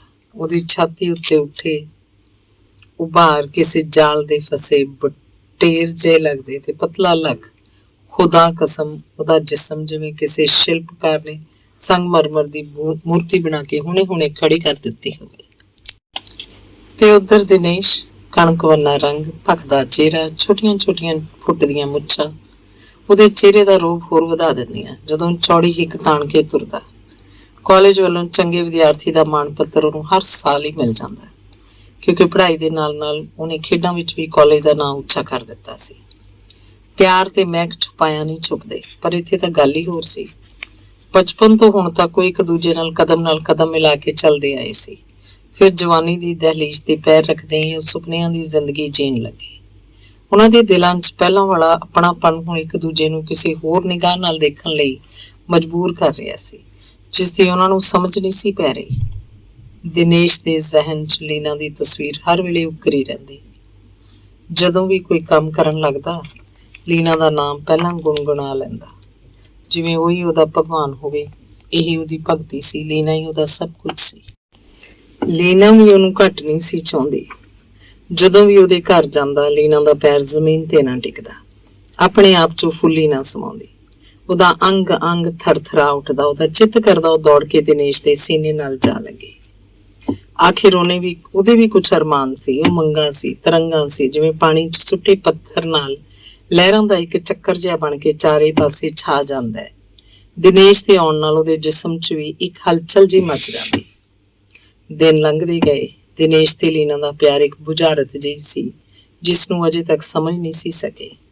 ਚਾਹੇ ਉਹ ਆਪਣੇ ਆਪ 'ਚ ਇੱਕ ਦੂਜੇ ਨੂੰ ਕਿੰਨਾ ਵੀ ਚਾਹੁੰਦੇ ਸਨ, ਪਰ ਮੂੰਹ ਇੱਕ ਵਾਰ ਵੀ ਇਹ ਨਹੀਂ ਕਹਿ ਸਕੇ ਕਿ ਲੀਨਾ ਮੈਂ ਤੈਨੂੰ ਪਿਆਰ ਕਰਦਾ ਜਾਂ ਦਿਨੇਸ਼ ਮੈਂ ਤੈਨੂੰ ਬਹੁਤ ਚਾਹੁੰਦੀ ਹਾਂ। ਬਸ ਇਹ ਸ਼ਬਦ ਜਿਵੇਂ ਉਹਨਾਂ ਦੇ ਬੁੱਲਾਂ ਤੇ ਆ ਕੇ ਜੰਮ ਜਾਂਦੇ। ਕਬਾਬ 'ਚ ਹੱਡੀ, ਜਾਂ ਸਮਝੋ ਮਾਸੂਮ ਮੁਹੱਬਤ ਦੀ ਸ਼ਮਾ ਲਈ ਅਣਚਾਹਿਆ ਹਵਾ ਦਾ ਤੇਜ਼ ਬੁੱਲਾ, ਜੋ ਉਹਨੂੰ ਇੱਕੋ ਝਟਕੇ ਨਾਲ ਬੁਝਾ ਦੇਵੇ ਤੇ ਫਿਰ ਹਨੇਰਾ ਹੀ ਹਨੇਰਾ, ਦੂਰ ਦੂਰ ਤੱਕ ਕੋਈ ਚਾਨਣ ਦੀ ਕਿਰਨ ਦਿਖਾਈ ਨਾ ਦੇਵੇ। ਕੁਛ ਇਸ ਤਰ੍ਹਾਂ ਹੀ ਪ੍ਰਤਾਪ ਇਨੀ ਦਿਨੀ ਦਿਨੇਸ਼ ਦੀ ਮੁਹੱਬਤ ਦਾ ਕਾਤਲ ਬਣ ਕੇ ਉਹਨਾਂ ਦੀ ਜ਼ਿੰਦਗੀ 'ਚ ਆ ਗਿਆ। ਲੀਨਾ ਦੇ ਘਰ ਉਹਦਾ ਆਉਣ ਜਾਣ ਬਹੁਤ ਵੱਧ ਗਿਆ। ਉਹ ਵੀ ਇਹਨਾਂ ਦੇ ਨਾਲ ਹੀ ਇਸੇ ਕਾਲਜ 'ਚ ਪੜ੍ਹਦਾ ਸੀ। ਸਾਰਾ ਕਾਲਜ ਉਹਨੂੰ ਚੰਗੀ ਤਰ੍ਹਾਂ ਜਾਣਦਾ ਸੀ। ਫਿਰ ਦਿਨੇਸ਼ ਭਲਾ ਕਿਉਂ ਨਾ ਜਾਣਦਾ। ਪ੍ਰਤਾਪ ਉਸ ਭੌਰੇ ਦੀ ਤਰ੍ਹਾਂ ਸੀ, ਜਿਹਨੂੰ ਜਿੱਧਰੋਂ ਵੀ ਕਿਸੇ ਫੁੱਲ ਦੀ ਮਹਿਕ ਆਉਂਦੀ ਉਸੇ ਪਾਸੇ ਤੁਰ ਪੈਂਦਾ। ਕਾਲਜ ਦਾ ਛਟਿਆ ਹੋਇਆ ਗੁੰਡਾ ਸੀ। ਕਈ ਕੋਮਲ ਗੰਦਲ ਵਰਗੀਆਂ ਲਗਰਾਂ ਨੂੰ ਵਹਿਸ਼ੀ ਹੱਥਾਂ ਨਾਲ ਮਸਲ ਚੁੱਕਾ ਸੀ। ਪਹਿਲਾਂ ਤਾਂ ਸਿੱਧਾ ਹੀ ਹੱਥ ਪਾਉਣ ਦੀ ਕੋਸ਼ਿਸ਼ ਕਰਦਾ, ਪਰ ਜੇ ਕੋਈ ਮਾਂ ਦੀ ਧੀ ਉਹਨੂੰ 2 ਥੱਪੜ ਜੜ ਦਿੰਦੀ ਤਾਂ ਉਹਨੂੰ ਕਿਸੇ ਦੂਜੇ ਢੰਗ ਨਾਲ ਕਾਬੂ ਕਰਨ ਦੀ ਕੋਸ਼ਿਸ਼ ਕਰਦਾ। ਤੇਜ਼, ਹੁਸ਼ਿਆਰ ਤੇ ਚਲਾਕ ਸ਼ਿਕਾਰੀ ਦੀ ਤਰ੍ਹਾਂ ਚੋਗਾ ਪਾਉਂਦਾ ਤੇ ਅਗਲਾ ਅਣਜਾਣ ਪੁਣੇ 'ਚ ਉਹਦੇ ਜਾਲ 'ਚ ਇਸ ਤਰ੍ਹਾਂ ਫਸਦਾ ਕਿ ਮੁੜ ਕੇ ਨਿਕਲਣ ਦੀ ਕੋਸ਼ਿਸ਼ ਕਰਨ ਦੇ ਬਾਵਜੂਦ ਵੀ ਨਿਕਲ ਨਾ ਸਕਦਾ। ਲੀਨਾ ਨਾਲ ਵੀ ਕੁਝ ਇਸ ਤਰ੍ਹਾਂ ਹੀ ਹੋਇਆ। ਆਪ ਹੀ ਭੇਜੇ ਆਪਣੇ ਗੁੰਡਿਆਂ ਕੋਲੋਂ ਲੀਨਾ ਦੀ ਇੱਜ਼ਤ ਬਚਾ ਕੇ ਉਸ ਲਈ ਦੇਵਤਾ ਬਣ ਬੈਠਾ। ਦਿਨੇਸ਼ ਨੂੰ ਉਹਦੀ ਪੂਰੀ ਚਾਲ ਦਾ ਪਤਾ ਲੱਗ ਚੁੱਕਾ ਸੀ। ਉਹਨੇ ਲੀਨਾ ਨੂੰ ਸਮਝਾਉਣ ਦੀ ਬਹੁਤ ਕੋਸ਼ਿਸ਼ ਕੀਤੀ, ਪਰ ਉਹਦੀ ਕੋਈ ਵਾਹ ਪੇਸ਼ ਨਾ ਚੱਲੀ।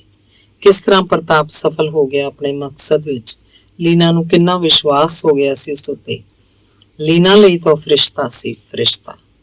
ਹੁਣ ਪ੍ਰਤਾਪ ਉਸ ਸਮੇਂ ਵੀ ਲੀਨਾ ਦੇ ਘਰ ਜਾ ਆਉਂਦਾ ਜਦੋਂ ਲੀਨਾ ਤੋਂ ਸਿਵਾਏ ਘਰ 'ਚ ਕੋਈ ਨਾ ਹੁੰਦਾ। ਘੰਟਿਆਂ ਬੱਧੀ ਉਹ ਲੀਨਾ ਕੋਲ ਬੈਠਾ ਰਹਿੰਦਾ।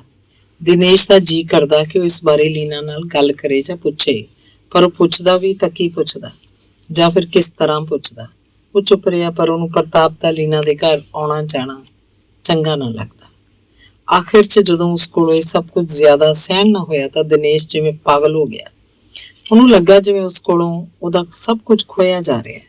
ਉਹਦੀਆਂ ਅੱਖਾਂ ਸਾਹਮਣੇ ਕੋਈ ਉਹਦੇ ਘਰ ਨੂੰ ਅੱਗ ਲਾ ਰਿਹਾ ਹੋਵੇ ਤੇ ਉਹ ਬੇਬਸ ਖੜਾ ਦੇਖ ਰਿਹਾ ਹੋਵੇ। ਬਚਪਨ ਦੀਆਂ ਗੱਲਾਂ ਉਹਦੇ ਦਿਲ 'ਚੋਂ ਉਬਾਲਾ ਜਿਹਾ ਖਾਂਦੀਆਂ।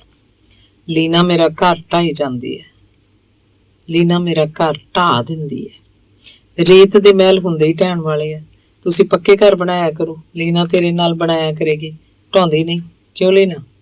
ਹਾਂ ਅੰਕਲ, ਪੱਕੇ ਘਰ ਮੈਂ ਨਹੀਂ ਢਾਉਂਦੀ, ਕੱਚੇ ਤਾਂ ਆਪੇ ਢਹਿ ਜਾਂਦੇ ਆ। ਤਾਂ ਕੀ ਮੈਂ ਹੁਣ ਤੱਕ ਰੇਤ ਦੇ ਮਹਿਲ ਹੀ ਉਸਾਰਦਾ ਰਿਹਾ? ਉਹ ਸੋਚਦਾ।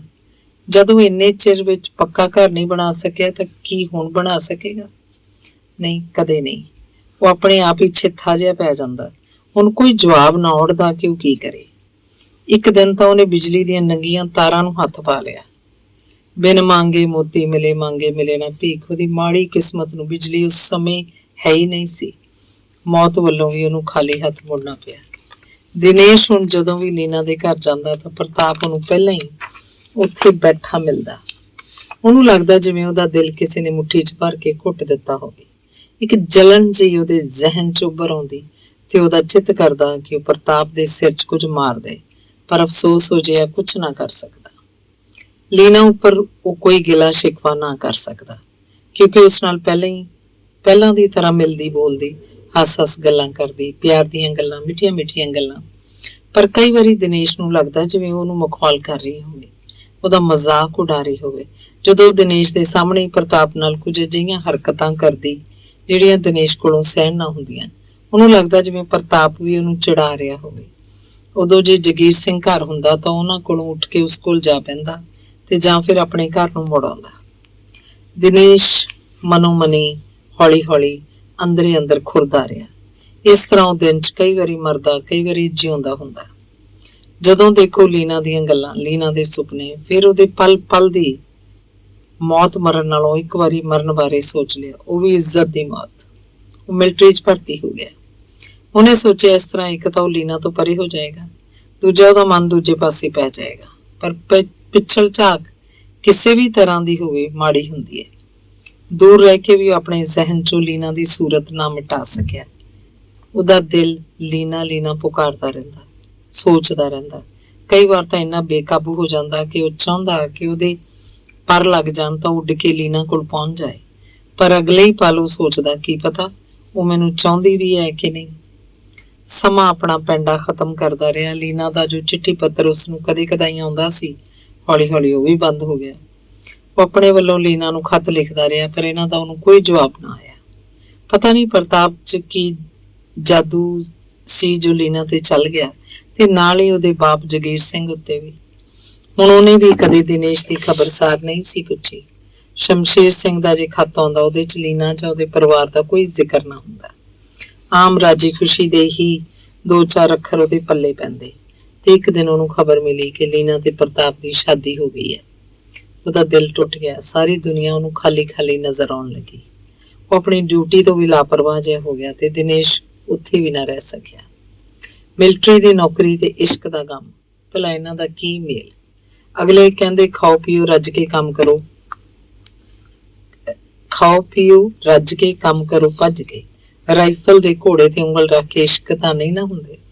ਡਾਕਟਰਾਂ ਦੀ ਰਿਪੋਰਟ ਅਨੁਸਾਰ ਮਾਨਸਿਕ ਤੌਰ ਤੇ ਉਹ ਫੌਜ ਦੀ ਨੌਕਰੀ ਦੇ ਕਾਬਿਲ ਨਾ ਰਿਹਾ ਤੇ ਉਹਨੂੰ ਵਾਪਸ ਮੁੜਨਾ ਪਿਆ। ਮਿਲਟਰੀ ਦੀ ਨੌਕਰੀ ਵੀ ਉਹਨੂੰ ਰਾਸ ਨਾ ਆਈ।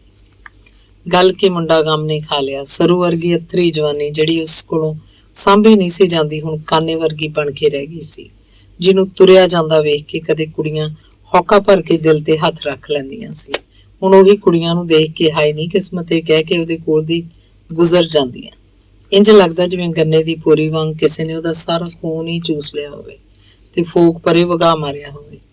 ਹੱਡੀਆਂ ਦਾ ਪਿੰਜਰ ਉਹ ਹੁਣ ਹਵਾ ਦੇ ਹਲਕੇ ਜਿਹੇ ਬੁੱਲੇ ਨਾਲ ਹੀ ਉੱਡ ਜਾਂਦਾ। ਬੁਝੀਆਂ ਬੁਝੀਆਂ ਅੱਖਾਂ ਦੁਆਲੇ ਕਾਲੇ ਸ਼ਿਆ ਧੱਬੇ ਜਿਹੇ ਪੈ ਗਏ ਸੀ। ਬੇਵਜ੍ਹਾ ਵਧੀ ਖੁੱਲੀ ਦਾੜੀ ਦੇ ਬਿਨ ਸਾਂਭੇ ਵਾਲ ਖੱਬਲ ਘਾਹ ਦੀਆਂ ਜੜ੍ਹਾਂ ਵਾਂਗ ਲੱਗਦੇ। ਮਿਲਟਰੀ ਦਾ ਇੱਕ ਅਫਸਰ ਉਹਦੀ ਕਹਾਣੀ ਸੁਣ ਕੇ ਉਹਦਾ ਹਮਦਰਦ ਬਣ ਗਿਆ ਸੀ। ਜਦੋਂ ਫੌਜ 'ਚ ਉਹਨੂੰ ਜਵਾਬ ਮਿਲ ਗਿਆ ਤਾਂ ਉਹਨੇ ਕਹਿ ਸੁਣ ਕੇ ਦਿਨੇਸ਼ ਨੂੰ ਇੱਕ ਦਫ਼ਤਰ 'ਚ ਨੌਕਰ ਲਵਾ ਦਿੱਤਾ। ਹੁਣ ਸ਼ਾਦੀ ਬਾਰੇ ਉਹਦਾ ਕੋਈ ਖਿਆਲ ਨਹੀਂ ਸੀ। ਉਹਦੀ ਹਾਲਤ ਦੇਖ ਕੇ ਉਹਦਾ ਪਿਤਾ ਉਹਨੂੰ ਕੁਝ ਵੀ ਪੁੱਛਣ ਦਾ ਹੀਆ ਨਾ ਕਰਦਾ। ਹੁਣ ਉਹ ਦਫ਼ਤਰ ਦਾ ਕੰਮ ਭਾਵੇਂ ਜ਼ਰੂਰ ਠੀਕ ਠਾਕ ਕਰੀ ਜਾਂਦਾ ਸੀ, ਪਰ ਇਹ ਪਿਪਲੀ ਤੇ ਪਿਪਲੀ ਦੇ ਪੱਤੇ ਉਹਦਾ ਖਹਿੜਾ ਛੱਡਦੇ ਨਹੀਂ ਦਿਸਦੇ। ਧੰਨਵਾਦ। ਅਗਲੀ ਕਹਾਣੀ ਹੈ ਕੀ ਕਰੇ ਰਾਧਾ। ਕੀ ਉਸਨੂੰ ਇਸ ਦਾ ਕਦੇ ਅਹਿਸਾਸ ਨਹੀਂ ਹੋਇਆ ਕਿ ਉਹ ਇਸ ਦਾ ਮਤਲਬ ਹੀ ਨਹੀਂ ਸਮਝਦਾ, ਤੇ ਜਾਂ ਫਿਰ ਉਹ ਜਾਣਬੁੱਝ ਕੇ ਚੁੱਪ ਕਰਿਆ ਰਹਿੰਦਾ। ਜੇ ਇਸ ਤਰ੍ਹਾਂ ਹੈ ਤਾਂ ਅਜਿਹੀ ਕਿਹੜੀ ਸ਼ਕਤੀ ਹੈ ਜਿਹੜੀ ਉਹਦੇ ਵੱਧਦੇ ਹੋਏ ਕਦਮਾਂ ਨੂੰ ਬੰਨ੍ਹ ਰੱਖਦੀ ਹੈ। ਉਹਦੀ ਜ਼ਬਾਨ ਚੋਂ ਨਿਕਲਣ ਵਾਲੇ ਹਰ ਸ਼ਬਦ ਨੂੰ ਬੁੱਲ ਕਿਉਂ ਬਾਹਰ ਕੱਢਣ ਤੋਂ ਝਿਜਕ ਜਾਂਦੇ ਹਨ। ਬਾਹਾਂ ਉਤਾਂ ਹੋਣ ਤੋਂ ਰਹਿ ਜਾਂਦੀਆਂ ਹਨ, ਅੱਖਾਂ ਅੱਡੀਆਂ ਹੀ ਰਹਿ ਜਾਂਦੀਆਂ ਹਨ। ਇਸ ਤੋਂ ਪਹਿਲਾਂ ਕਿ ਉਹ ਅੱਖ ਝਪਕੇ ਉਹਦੇ ਹੱਥਾਂ ਦੀਆਂ ਹਥੇਲੀਆਂ ਅੱਖਾਂ ਉੱਤੇ ਆ ਟਿਕਦੀਆਂ ਹਨ ਤੇ ਉਹ ਕਿਸੇ ਨਾ ਕਿਸੇ ਬਹਾਨੇ ਅੰਦਰ ਜਾ ਵੜਦਾ ਹੈ ਤੇ ਜਾਂ ਫਿਰ ਬਾਹਰ ਖਿਸਕ ਜਾਂਦਾ ਹੈ। ਪਰ ਕਿਉਂ? ਅੱਜ ਮੈਂ ਇਹ ਸਭ ਪੁੱਛ ਕੇ ਹੀ ਰਹਾਂਗੀ। ਰਾਧਾ ਮਨ ਮਨ ਵਿਚਾਰਾਂ ਕਰਦੀ ਸੋਚਦੀ ਸੋਚਦੀ ਉਹ ਫਿਰ ਕੂੜੇ ਵਾਲੀ ਰੇਹੜੀ 'ਚ ਕੂੜਾ ਪਾਉਣ ਲੱਗ ਪੈਂਦੀ। ਟੁੱਟੇ ਪੀਪੇ ਦਾ ਢੱਕਣ ਭਰ ਭਰ ਉਹ ਛੋਟੀ ਰੇਹੜੀ 'ਚ ਸੁੱਟੀ ਜਾਂਦੀ ਤੇ ਫਿਰ ਵੱਡੇ ਢੇਰ ਤੇ ਢੇਰੀ ਕਰ ਆਉਂਦੀ। ਉਹਦੇ ਨਾਲ ਦੀਆਂ ਦੂਜੀਆਂ ਔਰਤਾਂ ਵੀ ਆਪਣੇ ਕੰਮ 'ਚ ਡਟੀਆਂ ਹੋਈਆਂ ਸਨ। ਹੁਣ ਤੱਕ ਉਹਨੂੰ ਕਈਆਂ ਨੇ ਬੁਲਾਇਆ ਸੀ, ਕੁਝ ਕੁ ਦਾ ਜਵਾਬ ਉਹ ਦੇ ਚੁੱਕੀ ਸੀ। ਉਹ ਵੀ ਹੂੰ ਹਾਂ 'ਚ ਕਰੇ ਵੀ ਕੀ। ਸੋਚਾਂ ਦੀ ਕੰਧ ਨੇ ਉਹਦੇ ਦਿਮਾਗ ਤੇ ਕਾਲੀ ਰਾਤ ਵਰਗਾ ਹਨੇਰਾ ਪਾਇਆ ਹੋਇਆ ਸੀ, ਜਿਸ ਵਿੱਚ ਉਸਨੂੰ ਕੁਝ ਵੀ ਨਜ਼ਰ ਨਹੀਂ ਸੀ ਆਉਂਦਾ। ਜਿਵੇਂ ਪੈਰ 'ਚ ਠੋਕਰ ਲੱਗਣ ਜਾਂ ਕਿਸੇ ਹੋਰ ਖੜਾਕ ਹੋਣ ਨਾਲ ਬੰਦਾ ਤਰਬਕ ਉੱਠਦਾ ਹੈ ਜਾਂ ਕੁਝ ਗਲਤ ਹੋਣ ਦਾ ਅਹਿਸਾਸ ਹੋ ਜਾਂਦਾ ਹੈ। ਕੁਝ ਇਸੇ ਤਰ੍ਹਾਂ ਹੀ ਟੋਕਣ ਨਾਲ ਉਹਦੀ ਖਾਮੋਸ਼ੀ ਟੁੱਟ ਜਾਂਦੀ ਸੀ। ਰਾਧਾ, ਇਹ ਰਾਧਾ। ਉਹਦਾ ਕੰਮ ਮੁੱਕਿਆ ਦੇਖ ਕੇ ਕਰਤਾਰੋ ਆਵਾਜ਼ਾਂ ਮਾਰਨ ਲੱਗ ਪਈ, ਜੋ ਉਹਦੇ ਨਾਲ ਹੀ ਕੰਮ ਕਰਦੀ ਸੀ। ਬੜੀ ਬੇਮੁਖ ਹੋ ਗਈ ਹੈ, ਅਸੀਂ ਵੀ ਤਾਂ ਉਧਰ ਨੂੰ ਹੀ ਜਾਣਾ। ਉਹ ਕਿਸੇ ਨਾਲ ਕੀ ਬੇਮੁਖ ਹੋਏਗਾ ਤਾਰੋ, ਜਿਹਦੀ ਕਿਸਮਤ ਹੀ ਬੇਮੁਖ ਹੋ ਗਈ ਹੋਵੇ। ਤੈਨੂੰ ਤਾਂ ਪਤਾ ਹੀ ਹੈ ਕਿ ਕੀ ਹਾਲ ਹੁੰਦਾ ਮੇਰਾ। ਸੋਚਦੀ ਹਾਂ ਮਰ ਖਾਪੀ ਜਾਵਾਂ ਕਿਸੇ ਖੂਹ ਟੋਬੇ 'ਚ। ਨਾ ਨਹੀਂ ਭੈਣੇ, ਇਸ ਤਰ੍ਹਾਂ ਨਾ ਕਰੇ। ਤੇਰੇ ਛੋਟੇ ਛੋਟੇ ਬੱਚੇ ਯਤੀਮ ਹੋ ਜਾਣਗੇ ਤੇਰੇ ਬਿਨਾਂ। ਸ਼ਾਮ ਕੰਮ ਕਰੂ ਕਿ ਇਹਨਾਂ ਨੂੰ ਸੰਭੂ? ਧਰਮੀ ਤਾਂ ਖਾ ਜਾਊ ਇਹਨਾਂ ਨੂੰ। ਕਰਤਾਰੋ ਉਹਨੂੰ ਸਲਾਹ ਤੇ ਡਰ ਜੇ ਨਾਲ ਕਹਿਣ ਲੱਗੀ, ਪਰ ਦੇਖ ਤਾਂ ਸਹੀ ਕਿਸ ਤਰ੍ਹਾਂ ਮਾਰ ਮਾਰ ਕੇ ਬੁਰਾ ਹਾਲ ਕੀਤਾ ਮੇਰਾ ਉਸ ਰਾਖਸ਼ ਨੇ। ਤੈਨੂੰ ਵੀ ਪਤਾ ਹੱਡ ਹੱਡ ਦੁਖਦਾ ਮੇਰਾ। ਜੋ ਹੱਥ ਆ ਜਾਏ ਭਗਾ ਕੇ ਮਾਰਦਾ। ਦੇਖ ਤਾਂ ਜਗ੍ਹਾ ਜਗ੍ਹਾ ਤੇ ਨੀਲ ਪੈ ਗਏ ਨੇ। ਰਾਧਾ ਕਰਤਾਰੇ ਨੂੰ ਆਪਣੇ ਜਿਸਮ ਤੇ ਲੱਗੀਆਂ ਸੱਟਾਂ ਦਿਖਾਉਣ ਲੱਗ ਪਈ। ਕੁਝ ਚਿਰ ਬਾਅਦ ਉੱਠਣ ਹੀ ਲੱਗੀ ਸੀ ਕਿ ਉਹਦੀ ਸੱਸ ਤੇ ਦਿਓਰ ਆ ਗਏ। ਦੇਖ ਤਾਂ ਕਿਸ ਤਰ੍ਹਾਂ ਥੱਪੜਾ ਮਾਰ ਕੇ ਬੈਠੀ ਹੈ ਹਰਾਮਜ਼ਾਦੀ। ਘਰ ਜਾਣ ਦਾ ਚੇਤਾ ਨਹੀਂ ਤੈਨੂੰ? ਕੰਮ ਤੇਰੀ ਮਾਂ ਨੇ ਕਰਨਾ ਘਰ ਜਾ ਕੇ, ਕੰਜਰ ਦੀ ਜਾਤ ਨਾ ਹੋਵੇ ਤਾਂ। ਉਹਦੇ ਦਿਓਰ ਨੇ ਆਉਂਦੀਆਂ ਉਹਦੀ ਲਾਪਾ ਕਰਨੀ ਸ਼ੁਰੂ ਕਰਤੀ। ਹਾਂ ਹਾਂ, ਜਦੋਂ ਦੀ ਆਈਆਂ ਇਹਨਾਂ ਦਾ ਘਰ ਵੱਢ ਕੇ ਖਾ ਲਿਆ ਮੇਰਾ। ਸੋਨੇ ਵਰਗਾ ਮੇਰਾ ਪੁੱਤ, ਪਤਾ ਨਹੀਂ ਕੀ ਕਰਤਾ ਉਹਨੂੰ। ਰੱਖੀ ਹੋਈ ਸੀ ਸਾਡੇ ਲਈ ਸਾਂਭ ਕੇ, ਉਹਦੀ ਸੱਸ ਨੇ ਕਿਹਾ ਸੀ। ਪਰ ਮਾਂ ਜੀ ਮੈਂ ਤਾਂ ਜੀ ਹੁਣੇ ਹੀ ਹਟੀਆਂ ਕੰਮ ਕਰਕੇ। ਰਾਧਾ ਦੇ ਮੂੰਹ ਚੋਂ ਮਸਾਂ ਹੀ ਨਿਕਲਿਆ। ਉਹਦੀ ਸੱਸ ਉਹਨੂੰ ਕਿਸੇ ਡੈਣ ਤੋਂ ਘੱਟ ਨਹੀਂ ਸੀ ਲੱਗਦੀ ਤੇ ਦਿਓਰ ਉਹਦਾ ਛਟਿਆ ਹੋਇਆ ਗੁੰਡਾ ਸੀ। ਨਹੀਂ ਸਾਨੂੰ ਕੀ ਪਤਾ ਕਦੋਂ ਹਟੀ ਕਦੋਂ ਬੈਠੀ। ਅਸੀਂ ਕੋਈ ਤੇਰੇ ਸਿਰ ਤੇ ਥੋੜੇ ਬੈਠੇ ਆ। ਜਾ ਕੇ ਸਾਂਭ ਆਪਣੀਆਂ ਕੁਛ ਲੱਗਦੀਆਂ ਨੂੰ। ਫਿਰਦੀਆਂ ਹੋਣੀਆਂ ਗਲੀਆਂ 'ਚ ਧੱਕੇ ਖਾਂਦੀਆਂ, ਧਰਤੀ 'ਚੋਂ ਨਿਕਲੀਆਂ ਨਹੀਂ ਤੇ ਚਾਹੁੰਦੀਆਂ ਨੇ। ਤੀਰ ਦੀ ਤਰ੍ਹਾਂ ਲੱਗੇ ਆਖਰੀ ਬੋਲ ਪੱਥਰ ਦੀ ਸਿਲ ਵਾਂਗ ਜਰ ਗਈ।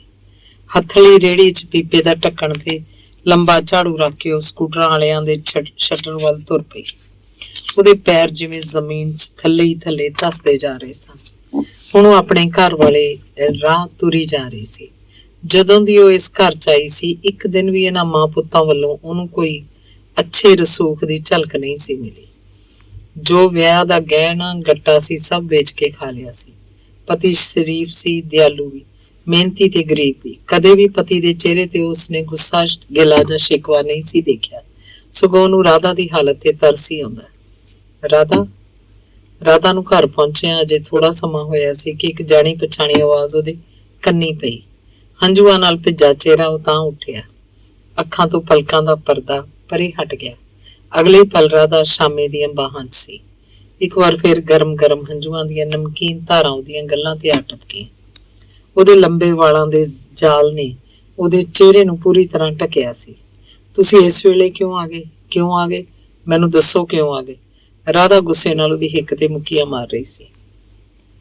ਆਖਰ ਗੱਲ ਕੀ ਹੈ? ਮੈਨੂੰ ਇਸ ਵੇਲੇ ਕਿਉਂ ਨਹੀਂ ਸੀ ਆਉਣਾ ਚਾਹੀਦਾ ਕਿ ਤੂੰ? ਉਹ ਕਹਿੰਦਾ ਥਿੜਕ ਗਿਆ। ਉਹਦੀਆਂ ਅੱਖਾਂ ਅੱਗੇ ਗਲ 'ਚ ਪਈ ਫੰਦੇ 'ਚ ਫਸੀ ਛੱਤ ਨਾਲ ਲਟਕਦੀ ਰਾਧਾ ਦੀ ਲਾਸ਼ ਫਿਰਨ ਲੱਗ ਪਈ। ਉਹ ਕੰਬ ਗਿਆ। ਨਹੀਂ, ਤੂੰ ਇਸ ਤਰ੍ਹਾਂ ਨਹੀਂ ਸੋਚ ਸਕਦੀ ਰਾਧਾ, ਤੂੰ ਮਰ ਨਹੀਂ ਸਕਦੀ। ਉਹ ਅੰਦਰੋਂ ਅੰਦਰੀ ਚੀਖ ਉੱਠਿਆ। ਉਹਦੀਆਂ ਬਾਹਾਂ ਰਾਧਾ ਦੁਆਲੇ ਪੂਰੇ ਜ਼ੋਰ ਨਾਲ ਕੱਸੀਆਂ ਗਈਆਂ, ਜਿਵੇਂ ਉਹਨੂੰ ਆਪਣੇ ਤੋਂ ਕਦੇ ਜੁਦਾ ਨਹੀਂ ਕਰੇਗਾ।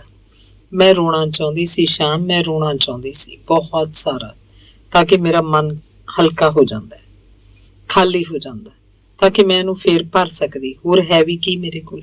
ਇਹੋ ਹੀ ਤਾਂ ਹੈ। ਤੇਰੀ ਮਾਂ ਬਹੁਤ ਚੰਗੀ ਹੈ ਸ਼ਾਮ, ਬਹੁਤ ਚੰਗੀ ਹੈ। ਮੈਨੂੰ ਕਿੰਨਾ ਪਿਆਰ ਕਰਦੀ ਹੈ ਵਿਚਾਰੀ। ਛੋਟਾ ਦਿਓਰ ਵੀ ਕਿੰਨਾ ਚਾਹੁੰਦਾ ਹੈ। ਹਰ ਵੇਲੇ ਭਾਬੀ ਭਾਬੀ ਕਹਿੰਦਾ, ਨਹੀਂ ਥੱਕਦਾ। ਪਤਾ ਨਹੀਂ ਕਿੰਨਾ ਚਿਰ ਰਾਧਾ ਇਹ ਸਭ ਕੁਝ ਬੋਲਦੀ ਰਹੀ। ਸ਼ਾਮਾ ਉਹਨੂੰ ਬੁੱਕਲ 'ਚ ਘੁੱਟੀ ਬੇਜਾਨ ਜਿਹਾ ਬੈਠਾ ਰਿਹਾ। ਕਦੇ ਕਦੇ ਉਹਦਾ ਹੱਥ ਰਾਧਾ ਦੇ ਸਿਰ ਤੇ ਫਿਰ ਜਾਂਦਾ। ਰਾਧਾ ਜਦੋਂ ਸ਼ਾਂਤ ਹੋ ਗਈ ਤਾਂ ਸ਼ਾਮਾ ਅੱਜ ਫਿਰ ਬਿਨਾਂ ਕੁਝ ਬੋਲੇ ਘਰੋਂ ਬਾਹਰ ਚਲਾ ਗਿਆ। ਰਾਧਾ ਦਾ ਜਨਮ ਇੱਕ ਆਮ ਗਰੀਬ ਪਰਿਵਾਰ 'ਚ ਹੋਇਆ ਸੀ। ਉਹ ਦੋ ਭਰਾਵਾਂ ਦੀ ਛੋਟੀ ਤੇ ਇੱਕ ਭੈਣ ਦੀ ਵੱਡੀ ਭੈਣ ਸੀ। ਪਾਰਵਤੀ ਉਹ ਤੋਂ 6-7 ਸਾਲ ਛੋਟੀ ਸੀ। ਜਾਣੀ ਪਾਰਵਤੀ ਦੇ ਜਨਮ ਤੋਂ ਪਹਿਲਾਂ ਸਭ ਤੋਂ ਲਾਡਲੀ ਸੀ। ਉਹਨੂੰ ਉਹਦੀ ਦਾਦੀ ਨੇ ਪਾਲਿਆ ਸੀ। ਮਾਂ ਉਹਦੇ ਨੂੰ ਤੇ ਘਰ ਦੇ ਕੰਮਾਂ ਕਾਰਾਂ ਤੋਂ ਹੀ ਵੇਲ ਨਹੀਂ ਸੀ ਮਿਲਦੀ। ਨਿੱਕੀ ਹੁੰਦੀ ਨੂੰ ਦਾਦੀ ਉਹਨੂੰ ਕੁੱਛੜ ਚੁੱਕੀ ਫਿਰਦੀ ਤੇ ਵੱਡੀ ਹੋਣ ਤੇ ਉਹ ਦਾਦੀ ਦੇ ਪਿੱਛੇ ਪਿੱਛੇ ਗੇੜੇ ਕੱਢਦੀ ਰਹੀ। ਮਾਂ ਉਹਦੀ ਨੇ ਤਾਂ ਕਦੇ ਦੁੱਧ ਦੇਣ ਵੇਲੇ ਹੀ ਉਹਨੂੰ ਗੋਦ 'ਚ ਲਿਆ ਹੋਣਾ। ਬਾਅਦ 'ਚ ਤਾਂ ਰਾਧਾ ਸੌਂਦੀ ਵੀ ਆਪਣੀ ਦਾਦੀ ਨਾਲ ਹੀ ਰਹੀ। ਦਾਦੀ ਉਹਨੂੰ ਪਰੀਆਂ ਤੇ ਰਾਜੇ ਰਾਣੀਆਂ ਦੀਆਂ ਕਹਾਣੀਆਂ ਸੁਣਾਉਂਦੀ ਰਹਿੰਦੀ। ਉਹ ਕਦੇ ਵੀ ਪੂਰੀ ਕਹਾਣੀ ਨਾ ਸੁਣਦੀ। ਅੱਧ ਪਚੱਧ ਸੁਣਦਿਆਂ ਉਹਨੂੰ ਨੀਂਦ ਆ ਘੇਰਦੀ। 10-12 ਸਾਲ ਦੀ ਉਹ ਮਾਂ ਨਾਲ ਰਸੋਈ 'ਚ ਹੱਥ ਵਟਾਉਣ ਲੱਗ ਪਈ। ਕੰਮ ਕਰਕੇ ਬੜੀ ਖੁਸ਼ ਹੁੰਦੀ। ਜਿੰਨਾ ਚਿਰ ਪੇਕੇ ਰਹੀ ਉਹਨੂੰ ਕਿਸੇ ਨੇ ਫੁੱਲ ਦੀ ਨਾ ਲਾਈ ਸੀ। ਤੇ ਜੇ ਕਦੇ ਉਹਦੀ ਮਾਂ ਝਿੜਕ ਵੀ ਦਿੰਦੀ ਤਾਂ ਡੁਸਕਦੀ ਡੁਸਕਦੀ ਦਾਦੀ ਦੀ ਬੁੱਕਲ 'ਚ ਜਾ ਲੁਕਦੀ। ਦਾਦੀ ਉਹਦੀ ਮਾਂ ਨੂੰ ਦਿਖਾਵੇ ਲਈ ਬੁਰਾ ਭਲਾ ਕਹਿੰਦੀ। ਫਿਰ ਉਹਦੀ ਸ਼ਾਦੀ ਸ਼ਾਮੇ ਨਾਲ ਹੋ ਗਈ। ਸਹੁਰੇ ਘਰ 'ਚ ਉਹਦੀ ਸੱਸ ਤੋਂ ਬਿਨਾਂ ਹੋਰ ਕੋਈ ਜਨਾਨੀ ਹੈ ਹੀ ਨਹੀਂ ਸੀ। ਰਿਸ਼ਤਾ ਕਰਾਉਣ ਵਾਲੇ ਨੇ ਕਿਹਾ ਕਿ ਮੁੰਡਾ ਸਾਊ ਹੈ, ਮਿਹਨਤੀ ਹੈ, ਕਿਸੇ ਤਰ੍ਹਾਂ ਦਾ ਐਬ ਨਹੀਂ। ਬਸ ਫੇਰ ਕੀ ਸੀ, ਉਹਦੇ ਘਰਦਿਆਂ ਨੇ ਹਾਂ ਕਰਤੀ। ਉਹਦੀ ਮਾਂ ਨੇ ਰਾਧਾ ਲਈ ਆਮ ਵਰਤੋਂ 'ਚ ਆਉਣ ਵਾਲਾ ਘਰ ਦਾ ਸਾਰਾ ਸਮਾਨ ਬਣਾਇਆ ਸੀ। 3-4 ਸੋਨੇ ਦੇ ਗਹਿਣੇ ਵੀ ਪਾਤੇ। ਪਰ ਉਹਦੀ ਸੱਸ ਦੇ ਮੂੰਹ ਤੇ ਰੌਣਕ ਰਾਧਾ ਨੇ ਕਦੀ ਨਹੀਂ ਦੇਖੀ। ਰਾਧਾ ਦੇ ਹੱਥਾਂ ਦੀ ਮਹਿੰਦੀ ਦਾ ਅਜੇ ਰੰਗ ਵੀ ਫਿੱਕਾ ਨਹੀਂ ਸੀ ਪਿਆ ਜਦੋਂ ਧਰਮੀ ਨੇ ਆਪਣੀ ਜਗ੍ਹਾ ਕੰਮ ਕਰਨ ਲਈ ਕਮੇਟੀ ਦੇ ਕੂੜੇ ਵਾਲੀ ਰੇਹੜੀ ਤੇ ਝਾੜੂ ਉਹਦੇ ਹੱਥ ਫੜਾਤਾ ਸੀ। ਸ਼ੰਭੂ ਉਹਦਾ ਇੱਕੋ ਇੱਕ ਦਿਓਰ ਸੀ ਜੋ ਸ਼ਾਮੇ ਤੋਂ ਬਿਲਕੁਲ ਵੱਖਰਾ ਸੀ। ਪਹਿਲੇ ਦਿਨ ਤੋਂ ਹੀ ਉਹਨੇ ਰਾਧਾ ਨਾਲ ਸਿੱਧੇ ਮੂੰਹ ਗੱਲ ਨਾ ਕੀਤੀ। ਹਰ ਵੇਲੇ ਵੱਡੂ ਖਾਊਂ ਕਰੀ ਜਾਂਦਾ। ਸਵੇਰ ਤੋਂ ਸ਼ਾਮ ਤੱਕ ਵਿਹਲਾ ਮਟਰ ਗਸ਼ਤੀ ਕਰਦਾ ਰਹਿੰਦਾ। ਉਹਦੀਆਂ ਜ਼ਹਿਰੀਲੀਆਂ ਤੇ ਕਾਮੁਕ ਨਜ਼ਰਾਂ ਹਰ ਵੇਲੇ ਰਾਧਾ ਨੂੰ ਘੂਰਦੀਆਂ ਰਹਿੰਦੀਆਂ। 2 ਬੱਚਿਆਂ ਦੀ ਉਹ ਮਾਂ ਬਣ ਚੁੱਕੀ ਸੀ। ਅਜੇ ਤੱਕ ਨਾ ਤਾਂ ਸ਼ੰਭੂ ਆਪਣੀ ਮਾਨਾਈ ਕਰ ਸਕਿਆ ਤੇ ਨਾ ਹੀ ਉਹਦੀਆਂ ਨਜ਼ਰਾਂ ਤੋਂ ਬਚ ਸਕੀ ਸੀ। ਪਾਲਤੂ ਸਾਂਢ ਦੀ ਤਰ੍ਹਾਂ ਉਹ ਮੱਲਿਆ ਪਿਆ ਸੀ। ਬੇਵਜ੍ਹਾ ਹੀ ਉਹਨੇ ਕਈ ਵਾਰ ਰਾਧਾ ਨੂੰ ਕੁੱਟਿਆ ਮਾਰਿਆ, ਨਾ ਸੁਣਨ ਵਾਲੀਆਂ ਗੰਦੀਆਂ ਗਾਲਾਂ ਵੀ ਕੱਢੀਆਂ। ਫਿਰ ਉਹ ਕਈ ਤਰ੍ਹਾਂ ਦੇ ਨਸ਼ੇ ਵੀ ਕਰਨ ਲੱਗ ਪਿਆ ਸੀ। ਉਹਦੀਆਂ ਅੱਖਾਂ ਹਰ ਵੇਲੇ ਚੜੀਆਂ ਰਹਿੰਦੀਆਂ। ਘਰ ਦਾ ਬਹੁਤਾ ਸਮਾਨ ਉਹਨੇ ਵੇਚ ਵੱਟ ਕੇ ਖਾ ਲਿਆ। ਜਦੋਂ ਦੀ ਭੈੜੀ ਸਮੈਕ ਦਾ ਚਸਕਾ ਲੱਗਾ ਉਦੋਂ ਤੋਂ ਸ਼ੰਭੂ ਬਾਹਰ ਵੀ ਚੋਰੀ ਡਾਕਾ ਮਾਰਨ ਲੱਗ ਪਿਆ। ਕਈ ਵਾਰ ਉਹਨੂੰ ਪੁਲਿਸ ਫੜ ਕੇ ਲਿਜਾ ਚੁੱਕੀ ਸੀ। ਪਰ ਉਹਦੀ ਮਾਂ ਧਰਮੀ ਹਰ ਵਾਰ ਉਹਦਾ ਪੱਖ ਪੂਰਦੀ। ਉਹਨੂੰ ਦੁੱਧ ਘਿਓ ਲੈ ਲੈ ਖਿਲਾਉਂਦੀ ਪਿਲਾਉਂਦੀ। ਅੱਜ ਜੋ ਕੁਛ ਰਾਧਾ ਨੇ ਸੁਣਿਆ ਸੀ ਉਹਨੂੰ ਲੂਹ ਕੇ ਰੱਖ ਗਿਆ। ਉਹ ਤਾਂ ਸ਼ਾਮਾਂ ਉਹਦੇ ਜ਼ਖਮਾਂ ਦੀ ਮੱਲਮ ਬਣ ਕੇ ਆ ਗਿਆ ਸੀ। ਕੀ ਕਰ ਰਹੀ ਹੈ? ਪਤਾ ਨਹੀਂ ਕਿੱਥੇ ਮਰ ਗਈ ਚੜੇਲ। ਨਾ ਕਿਤੇ ਝਾੜੂ ਫੇਰਿਆ, ਨਾ ਭਾਂਡੇ ਧੋਤੇ ਨੇ। ਆ ਮੰਜਾ ਵਿਚਾਲੇ ਡਾਇਆ ਪਿਆ, ਅਜੇ ਤੱਕ ਚੁੱਲ੍ਹੇ 'ਚੋਂ ਸੁਆਹ ਨਹੀਂ ਕੱਢੀ। ਵਿਹੜੇ ਵੜਦਿਆਂ ਧਰਮੀ ਨੇ ਮੂੰਹ ਪਾੜ ਪਾੜ ਅਵਾ ਤਵਾ ਬੋਲਣਾ ਸ਼ੁਰੂ ਕਰਤਾ। ਰਾਧਾ ਚੁੱਪਚਾਪ ਅੰਦਰੋਂ ਬਾਹਰ ਆ ਗਈ। ਇੱਕ ਵੀ ਲਫ਼ਜ਼ ਮੂੰਹ 'ਚੋਂ ਕੱਢਦੀ ਉਹਦੀ ਸ਼ਾਮਤ ਆ ਜਾਣੀ ਸੀ। ਮੰਜਾ ਇੱਕ ਪਾਸੇ ਖੜਾ ਕਰਕੇ ਭਾਂਡੇ ਵਾਂਝਣ ਲੱਗ ਗਈ। ਰਾਧਾ ਦੀਆਂ ਦੋਵੇਂ ਕੁੜੀਆਂ ਮੂੰਹ ਅੱਡੀ ਆਪਣੇ ਚਾਚੇ ਵੱਲ ਦੇਖ ਰਹੀਆਂ ਸੀ, ਜਿਹੜੀਆਂ ਹੁਣੇ ਖੇਡ ਖੂਡ ਕੇ ਬਾਹਰੋਂ ਆ ਕੇ ਅੰਦਰ ਵੜੀਆਂ ਸੀ। ਸ਼ੰਭੂ ਦੁੱਧ ਦਾ ਭਰਿਆ ਗਲਾਸ ਘਟਾਘਟ ਗਲੇ ਅੰਦਰ ਸੁੱਟ ਰਿਹਾ ਸੀ। ਜਿਵੇਂ ਬਹੁਤ ਦੇਰ ਦਾ ਤ੍ਰਿਹਾਇਆ ਹੋਵੇ। ਨਹੀਂ ਡੈਣੋ, ਕੀ ਘੂਰ ਘੂਰ ਕੇ ਦੇਖੀ ਜਾਂਦੀ ਹੋ ਇਹਦੇ ਵੱਲ? ਕਦੇ ਦੁੱਧ ਨਹੀਂ ਦੇਖਿਆ ਤੁਸੀਂ? ਕਦੇ ਕੁਝ ਪਚਣ ਵੀ ਦਿਆ ਕਰੋ ਕਿਸੇ ਨੂੰ। ਜਾਓ ਖੇਲੋ, ਜਾਓ ਜਾਓ ਮੇਰੀਆਂ ਬੀਬੀਆਂ ਧੀਆਂ। ਧਰਮੀ ਨੇ ਕੁੜੀਆਂ ਬਾਹਰ ਕੱਢ ਕੇ ਵਿਹੜੇ ਦਾ ਕੁੰਡਾ ਲਾਤਾ। ਮੂਲ ਨਾਲੋਂ ਵਿਆਜ ਪਿਆਰਾ, ਰਾਧਾ ਹੌਲੀ ਜਿਹੀ ਬੁੜਬੁੜਾਈ। ਉਹਦੀ ਦਾਦੀ ਇਸੇ ਤਰ੍ਹਾਂ ਕਹਿੰਦੀ ਹੁੰਦੀ ਸੀ, ਤਾਂ ਹੀ ਤਾਂ ਉਹਨੇ ਉਹਨੂੰ ਭੂਆ ਰਾਧਾ ਦੇ ਨਾਂ ਤੇ ਉਹਦਾ ਨਾਂ ਰਾਧਾ ਹੀ ਰੱਖ ਦਿੱਤਾ ਸੀ। ਉਹ ਕਹਿੰਦੀ ਹੁਣ ਇਹ ਤਾਂ ਆਪਣੇ ਘਰ ਚਲੀ ਗਈ ਹੈ, ਮੇਰੀ ਰਾਧਾ ਤਾਂ ਹੁਣ ਇਹੀ ਹੈ। ਇਹ ਸੋਚ ਕੇ ਕੰਬ ਗਈ। ਮੂਲ ਨੂੰ ਭੁੱਲ ਕੇ ਉਹਦੀ ਦਾਦੀ ਨੇ ਜਿਸ ਵਿਆਜ ਨੂੰ ਚਾਹਿਆ ਸੀ, ਉਸ ਵਿਆਜ ਦੀਆਂ ਕਿਸ਼ਤਾਂ ਦੀ ਇੱਥੇ ਕੋਈ ਕਦਰ ਨਹੀਂ ਸੀ। ਉਹਦੀ ਦਾਦੀ ਤਾਂ ਉਹਨੂੰ ਬੜੇ ਚਾਅ ਤੇ ਨਾਲ ਪਿਆਰ ਨਾਲ ਆਪਣੇ ਹੱਥੀਂ ਰੋਟੀ ਖਵਾਇਆ ਕਰਦੀ ਸੀ। ਪਰ ਇੱਥੇ ਤਾਂ ਦਾਦੀ ਪੋਤੀਆਂ ਨੂੰ ਛੱਤੀ ਗਾਲਾਂ ਕੱਢ ਕੇ ਘਰੋਂ ਬਾਹਰ ਤੋਰ ਦਿੰਦੀ ਹੈ। ਰਾਧਾ ਬੁਰੀ ਤਰ੍ਹਾਂ ਥੱਕ ਚੁੱਕੀ ਸੀ। ਰਾਤ ਰਾਣੀ ਨੇ ਦਿਨ ਨੂੰ ਪੂਰੀ ਤਰ੍ਹਾਂ ਆਪਣੀ ਲਪੇਟ 'ਚ ਲੈ ਲਿਆ ਸੀ। ਮੋਤੀਆਂ ਨਾਲ ਭਰੀ ਪਰਾਤ ਦੀ ਤਰ੍ਹਾਂ ਤਾਰੇ ਆਕਾਸ਼ 'ਚ ਚਮਕ ਰਹੇ ਸੀ। ਮੰਜੇ ਤੇ ਡਿੱਗਦਿਆਂ ਉਹਦੀਆਂ ਅੱਖਾਂ ਬੰਦ ਹੋਣ ਲੱਗੀਆਂ, ਪਰ ਉੱਠ ਕੇ ਬਹਿ ਗਈ, ਕਿਉਂਕਿ ਅੱਜ ਸਵੇਰ ਤੋਂ ਹੀ ਜਿਹੜੇ ਸਵਾਲ ਉਹਦੇ ਦਿਮਾਗ 'ਚ ਘੁੰਮਦੇ ਰਹੇ ਸੀ, ਉਹਨਾਂ ਦੇ ਜਵਾਬ ਉਹ ਸ਼ਾਮੀ ਕੋਲੋਂ ਪੁੱਛਣਾ ਚਾਹੁੰਦੀ ਸੀ। ਮੈਂ ਕਿਹਾ, ਜੀ ਇੱਕ ਗੱਲ ਪੁੱਛਾਂ? ਇੱਧਰ ਉੱਧਰ ਦੀਆਂ ਗੱਲਾਂ ਮਾਰਦਿਆਂ ਰਾਧਾ ਨੇ ਸੰਜੀਦਗੀ ਨਾਲ ਕਿਹਾ। ਹਾਂ ਹਾਂ ਜ਼ਰੂਰ ਪੁੱਛ, ਇੱਕ ਕਿਉਂ ਹਜ਼ਾਰ ਪੁੱਛ। ਵੀ ਅੱਜ ਕੀ ਪੁੱਛਣਾ ਚਾਹੁੰਦੀ ਹੈ ਮੇਰੀ ਰਾਧਾ? ਸ਼ਾਮੀ ਨੇ ਉਹਦੇ ਚਿਹਰੇ ਨੂੰ ਆਪਣੀਆਂ ਹਥੇਲੀਆਂ 'ਚ ਲੈਂਦਿਆਂ ਮੁਸਕਰਾ ਕੇ ਕਿਹਾ। ਦੋਵੇਂ ਕੁੜੀਆਂ ਗੂੜੀ ਨੀਂਦ 'ਚ ਸੁੱਤੀਆਂ ਪਈਆਂ ਸੀ। ਜਦੋਂ ਕਿਤੇ ਉਹ ਮਦਹੋਸ਼ੀ 'ਚ ਬੁੜਬੁੜਾਉਂਦੀਆਂ ਜਾਂ ਪਾਸਾ ਵੱਟਦੀਆਂ ਤਾਂ ਦੋਵਾਂ ਦੀਆਂ ਨਜ਼ਰਾਂ ਕਾਹਲੀ ਨਾਲ ਉਹਨਾਂ ਦੇ ਮਾਸੂਮ ਚਿਹਰਿਆਂ ਤੇ ਜਾ ਟਿਕਦੀਆਂ, ਜਿਵੇਂ ਕੋਈ ਚੋਰ ਥੋੜੇ ਜਿਹੇ ਖੜਾਕ ਨਾਲ ਹੀ ਤਰਬਕ ਕੇ ਉੱਠਦਾ। ਇਸ ਤਰ੍ਹਾਂ ਕਦੋਂ ਤੱਕ ਚੱਲਦਾ ਰਹੇਗਾ ਸ਼ਾਮ? ਕਿੰਨਾ ਚਿਰ ਆਪਾਂ ਕੈਦੀਆਂ ਦੀ ਤਰ੍ਹਾਂ ਜੀਂਦੇ ਰਹਾਂਗੇ? ਜਦ ਆਪਾਂ ਮਿਹਨਤ ਕਰਦੇ ਹਾਂ, ਸਾਰਾ ਦਿਨ ਟੁੱਟ ਮਰਦੇ ਹਾਂ, ਕਮਾਉਂਦੇ ਹਾਂ, ਫਿਰ ਕਿਉਂ ਭਿਖਾਰੀਆਂ ਦੀ ਤਰ੍ਹਾਂ ਰਹਿੰਦੇ ਹਾਂ? ਕੀ ਆਪਾਂ ਜੁਦਾ ਨਹੀਂ ਰਹਿ ਸਕਦੇ? ਰਾਧਾ ਨੇ ਕਿਹਾ। ਨਹੀਂ ਰਾਧਾ, ਨਹੀਂ ਆਪਾਂ ਜੁਦਾ ਨਹੀਂ ਰਹਿ ਸਕਦੇ। ਆਪਾਂ ਨੂੰ ਇੱਥੇ ਹੀ ਰਹਿਣਾ ਪਊਗਾ। ਸ਼ਾਮਾ ਜਿਵੇਂ ਸੁੱਤਾ ਉੱਠਿਆ ਹੋਵੇ ਉਹਦੇ ਮੂੰਹ ਚੋਂ ਨਿਕਲਿਆ। ਪਰ ਕਿਉਂ ਨਹੀਂ ਰਹਿ ਸਕਦੇ? ਅੱਜ ਰਾਧਾ ਇੰਨੀ ਮਾੜੀ ਹੋ ਗਈ ਆ ਕਿ ਤੁਸੀਂ ਉਹਨੂੰ ਦਿਲ ਦੀ ਗੱਲ ਵੀ ਨਹੀਂ ਦੱਸ ਸਕਦੇ। ਕਿ ਮੇਰੇ ਦੁੱਖ ਤੇਰੇ ਦੁੱਖ ਨਹੀਂ ਸ਼ਾਮ? ਰਾਧਾ ਦਾ ਸ਼ਾਮ ਤਾਂ ਇਸ ਤਰ੍ਹਾਂ ਨਹੀਂ ਸੀ ਕਰਦਾ। ਉਹ ਪਹਿਲਾਂ ਹੀ ਸਭ ਕੁਝ ਜਾਣ ਲੈਂਦਾ ਸੀ। ਰਾਧਾ ਢਿੱਲੀ ਜੀ ਬੋਲੀ। ਪਰ ਉਹ ਭਗਵਾਨ ਸੀ ਰਾਧਾ, ਮੈਂ ਇਨਸਾਨ ਆ। ਆਖਰ ਉਹ ਮੇਰੀ ਮਾਂ। ਸ਼ੰਭੂ ਦਾ ਕੀ ਪਤਾ ਕਦੋਂ ਘਰੋਂ ਨਿਕਲ ਜਾਏ, ਕਦੋਂ ਆਵੇ ਕਦੋਂ ਨਾ ਆਵੇ। ਫਿਰ ਕੌਣ ਸੇਵਾ ਕਰੂਗਾ ਉਹਦੀ? ਲੋਕ ਮਾੜਾ ਕਹਿਣਗੇ ਤਾਂ ਕਿਹਨੂੰ, ਮੈਨੂੰ ਜਾਂ ਤੈਨੂੰ? ਮੇਰੀ ਮੰਨੇ ਤਾਂ ਤੂੰ ਆਪਣੀ ਭੈਣ ਪਾਰਵਤੀ ਦਾ ਵਿਆਹ ਸ਼ੰਭੂ ਨਾਲ ਕਰ ਦੇ, ਸ਼ਾਇਦ ਉਹ ਸੁਧਰ ਹੀ ਜਾਵੇ। ਸ਼ਾਮਾ ਉਹਨੂੰ ਸਮਝਾ ਰਿਹਾ ਸੀ। ਹਾਂ ਜ਼ਰੂਰ ਕਰ ਦਿਆਂਗੀ। ਆਪਣੀ ਤਾਂ ਜੂਨ ਖਰਾਬ ਹੋਈ ਗਈ ਹੈ, ਹੁਣ ਉਹਦੇ ਵੀ ਕਰਦੇ ਆ। ਮੈਂ ਜ਼ਹਿਰ ਖਾ ਲਾਂਗੀ, ਪਰ ਇਸ ਨਾਲ ਉਹਦਾ ਵਿਆਹ ਕਦੇ ਨਹੀਂ ਕਰਾਂਗੀ ਤੇ ਨਾ ਹੋਣ ਹੀ ਦਿਆਂਗੀ। ਜਾਣ ਬੁੱਝ ਕੇ ਕਿਉਂ ਨਰਕ 'ਚ ਲਿਆ ਸੁੱਟਾਂ ਉਹਨੂੰ? ਨਰਕ ਸਵਰਗ ਛੱਡ ਰਾਧਾ, ਪਾਰਵਤੀ ਸਮਝਦਾਰ ਕੁੜੀ ਆ, ਉਹ ਸਭ ਕੁਝ ਠੀਕ ਕਰ ਲਏਗੀ। ਸ਼ਾਮਾ ਕਹਿਣ ਨੂੰ ਤਾਂ ਕਹਿ ਗਿਆ, ਪਰ ਇਸ ਤਰ੍ਹਾਂ ਕਰਨ ਨੂੰ ਉਹਦਾ ਆਪਣਾ ਦਿਲ ਵੀ ਸਹਿਮਤ ਨਹੀਂ ਸੀ ਹੋ ਰਿਹਾ। ਰਾਧਾ ਅਹਿਲ ਪਈ ਤਾਰਿਆਂ ਭਰੀ ਆਕਾਸ਼ ਵੱਲ ਘੂਰਦੀ ਰਹੀ। ਜਿਵੇਂ ਹੀ ਉਹਦੀ ਨਜ਼ਰ ਇੱਕ ਤਾਰੇ ਤੋਂ ਅਗਾਂਹ ਹੁੰਦੀ ਕੋਈ ਦੂਸਰਾ ਤਾਰਾ ਉਹਦੀ ਲਪੇਟ 'ਚ ਆ ਜਾਂਦਾ। ਗੱਲ ਤਾਂ ਉਹਨੇ ਇਸ ਲਈ ਛੇੜੀ ਸੀ ਕਿ ਕਿਸੇ ਤਰ੍ਹਾਂ ਸਮਝਾ ਕੇ ਉਹ ਪਤੀ ਨੂੰ ਜੁਦਾ ਹੋਣ ਲਈ ਮਨਾ ਲਏਗੀ ਤੇ ਜਾਂ ਫਿਰ ਉਸ ਰਾਜ ਦਾ ਪਤਾ ਲਗਾਏਗੀ ਕਿ ਕਿਉਂ ਆਟੇ ਦੀ ਤਰ੍ਹਾਂ ਪੀਠੀ ਜਾ ਰਹੀ ਸੀ ਤੇ ਨਾਲ ਹੀ ਘੁਣ ਦੀ ਤਰ੍ਹਾਂ। ਸ਼ਾਮਾ ਜਦੋਂ ਉਹਨੂੰ ਗਾਲਾਂ ਪੈਂਦੀਆਂ ਉਹ ਬੋਲਦਾ ਨਹੀਂ, ਜਦੋਂ ਉਹਨੂੰ ਮਾਰ ਪੈਂਦੀ ਉਹਦਾ ਹੱਥ ਨਹੀਂ ਉੱਠਦਾ ਕਿ ਆਪਣੇ ਛੋਟੇ ਵੀਰ ਨੂੰ ਮਾਰਨੋਂ ਹਟਾ ਸਕੇ। ਰਾਧਾ ਨੇ ਸਿਰ ਚੁੱਕ ਕੇ ਸ਼ਾਮੇ ਦੇ ਮੰਜੇ ਵੱਲ ਵੇਖਿਆ। ਉਹ ਸੌਂ ਚੁੱਕਾ ਸੀ। ਰਾਧਾ ਦਾ ਮਨ ਜਲ ਉੱਠਿਆ। ਆਦਮੀ ਸ਼ਰੀਫ ਹੋਣਾ ਚਾਹੀਦਾ, ਬੁੱਧੂ ਨਹੀਂ। ਰਾਧਾ ਵਿਚਾਰੀ ਕਰ ਵੀ ਕੀ ਸਕਦੀ ਸੀ? ਉਹਨੂੰ ਲੱਗਾ ਹਰ ਨਵਾਂ ਪਲ ਜੀਣ ਲਈ ਉਹ ਇਸੇ ਤਰ੍ਹਾਂ ਕੁੱਟ ਮਰਦੀ ਰਹੇਗੀ। ਜਿਸਮ 'ਚ ਹੁੰਦੇ ਮੱਠੇ ਦਰਦ ਤੇ ਉਹ ਨੀਂਦ ਦੀ ਮੱਲਮ ਰੱਖ ਕੇ ਸੌਂ ਗਈ। ਧੰਨਵਾਦ। ਅਗਲੀ ਕਹਾਣੀ ਹੈ ਬਰਥਡੇ।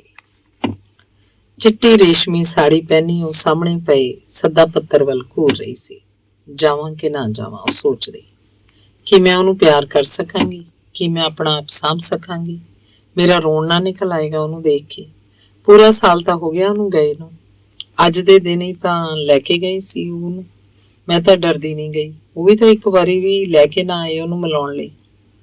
ਇਹਨਾਂ ਸੋਚਾਂ ਦੇ ਵਹਿਣ 'ਚ ਵਹਿੰਦੀ ਉਹ ਪਤਾ ਨਹੀਂ ਕਦੋਂ ਆਪਣੇ ਅਤੀਤ 'ਚ ਜਾ ਖੁੱਭੀ। ਪਿਛਲੀਆਂ ਯਾਦਾਂ ਕਿਸੇ ਫਿਲਮ ਦੀ ਰੀਲ ਵਾਂਗ ਉਹਦੀਆਂ ਅੱਖਾਂ ਅੱਗੇ ਘੁੰਮਣ ਲੱਗੀਆਂ। ਜਦੋਂ ਤੋਂ ਸੁਰਤ ਸੰਭਾਲੀ ਸੀ ਉਹ ਇੱਕ ਗੱਲ ਉਹਦੇ ਜ਼ਿਹਨ 'ਚ ਕਿਤਾਬ ਦੇ ਸਫ਼ਿਆਂ ਦੀ ਤਰ੍ਹਾਂ ਉਕਰੀ ਪਈ ਸੀ। ਤੇ ਫਿਰ ਮੈਂ ਬਹੁਤ ਪੜ੍ਹਾਂਗੀ, ਪੜ੍ਹ ਕੇ ਮੈਂ ਬੱਚਿਆਂ ਨੂੰ ਪੜ੍ਹਾਵਾਂਗੀ ਜਿਵੇਂ ਤੁਸੀਂ ਪੜ੍ਹਾਉਂਦੇ ਹੋ ਪਾਪਾ। ਫਿਰ ਮੈਂ ਮੰਮੀ ਜਿੱਡੀ ਹੋ ਜਾਵਾਂਗੀ, ਮੇਰਾ ਵੀ ਵਿਆਹ ਹੋ ਜਾਏਗਾ, ਮੈਂ ਵੀ ਮੰਮੀ ਬਣਾਂਗੀ ਨਾ ਪਾਪਾ। ਛੋਟੀ ਦੀਪੀ ਆਪਣੇ ਬਾਪ ਦੀਆਂ ਲੱਤਾਂ ਨਾਲ ਚਿੰਬੜੀ ਉਲ ਜਲੂਲ ਬੋਲੀ ਜਾਂਦੀ, ਜਿਹੜਾ ਚਾਹ ਦੀਆਂ ਚੁਸਕੀਆਂ ਭਰਦਾ ਬਾਹਰ ਵਿਹੜੇ 'ਚ ਬੈਠਾ ਅਖਬਾਰ ਪੜ੍ਹ ਰਿਹਾ ਹੁੰਦਾ। ਉਹਦਾ ਬਾਪ ਇਹ ਸਭ ਕੁਝ ਚੁੱਪਚਾਪ ਸੁਣਦਾ ਰਹਿੰਦਾ ਸੀ, ਜਿਵੇਂ ਉਹਨੂੰ ਕੁਝ ਸੁਣਿਆ ਹੀ ਨਾ ਹੋਵੇ, ਤੇ ਜਾਂ ਫਿਰ ਜਾਣ ਬੁੱਝ ਕੇ ਉਹ ਕੋਈ ਹੁੰਗਾਰਾ ਨਹੀਂ ਭਰਦਾ ਸੀ। ਮੈਂ ਵੀ ਮੰਮੀ ਬਣਾਂਗੀ ਨਾ ਪਾਪਾ। ਉਹਦੀ ਇਸ ਗੱਲ ਤੇ ਉਹਨੂੰ ਹਾਸਾ ਆ ਜਾਂਦਾ। ਸੰਯੋਗ ਨਾਲ ਕਈ ਵਾਰੀ ਉਹਨੇ ਇਸ ਵੇਲੇ ਚਾਹ ਦੀ ਇੱਕ ਬੂੰਦ ਵੀ ਮੂੰਹ 'ਚ ਨਹੀਂ ਸੀ ਪਾਈ ਹੁੰਦੀ, ਨਹੀਂ ਤਾਂ ਚਾਹ ਉਹਦੇ ਮਗਜ਼ੇ ਚੜ ਸਕਦੀ ਸੀ ਤੇ ਜਾਂ ਫਿਰ ਉਹਨੂੰ ਹੁੱਥੂ ਆ ਸਕਦਾ ਸੀ। ਹਾਂ ਜ਼ਰੂਰ ਬਣੇਗੀ ਬੇਟੀ, ਜ਼ਰੂਰ ਬਣੇਗੀ। ਪਹਿਲਾਂ ਪੜ੍ਹ ਤਾਂ ਲੈ, ਜਾ ਕੇ ਰੋਟੀ ਖਾ ਲੈ, ਫੇਰ ਤਾਂ ਪੜ੍ਹਨ ਵੀ ਜਾਣਾ।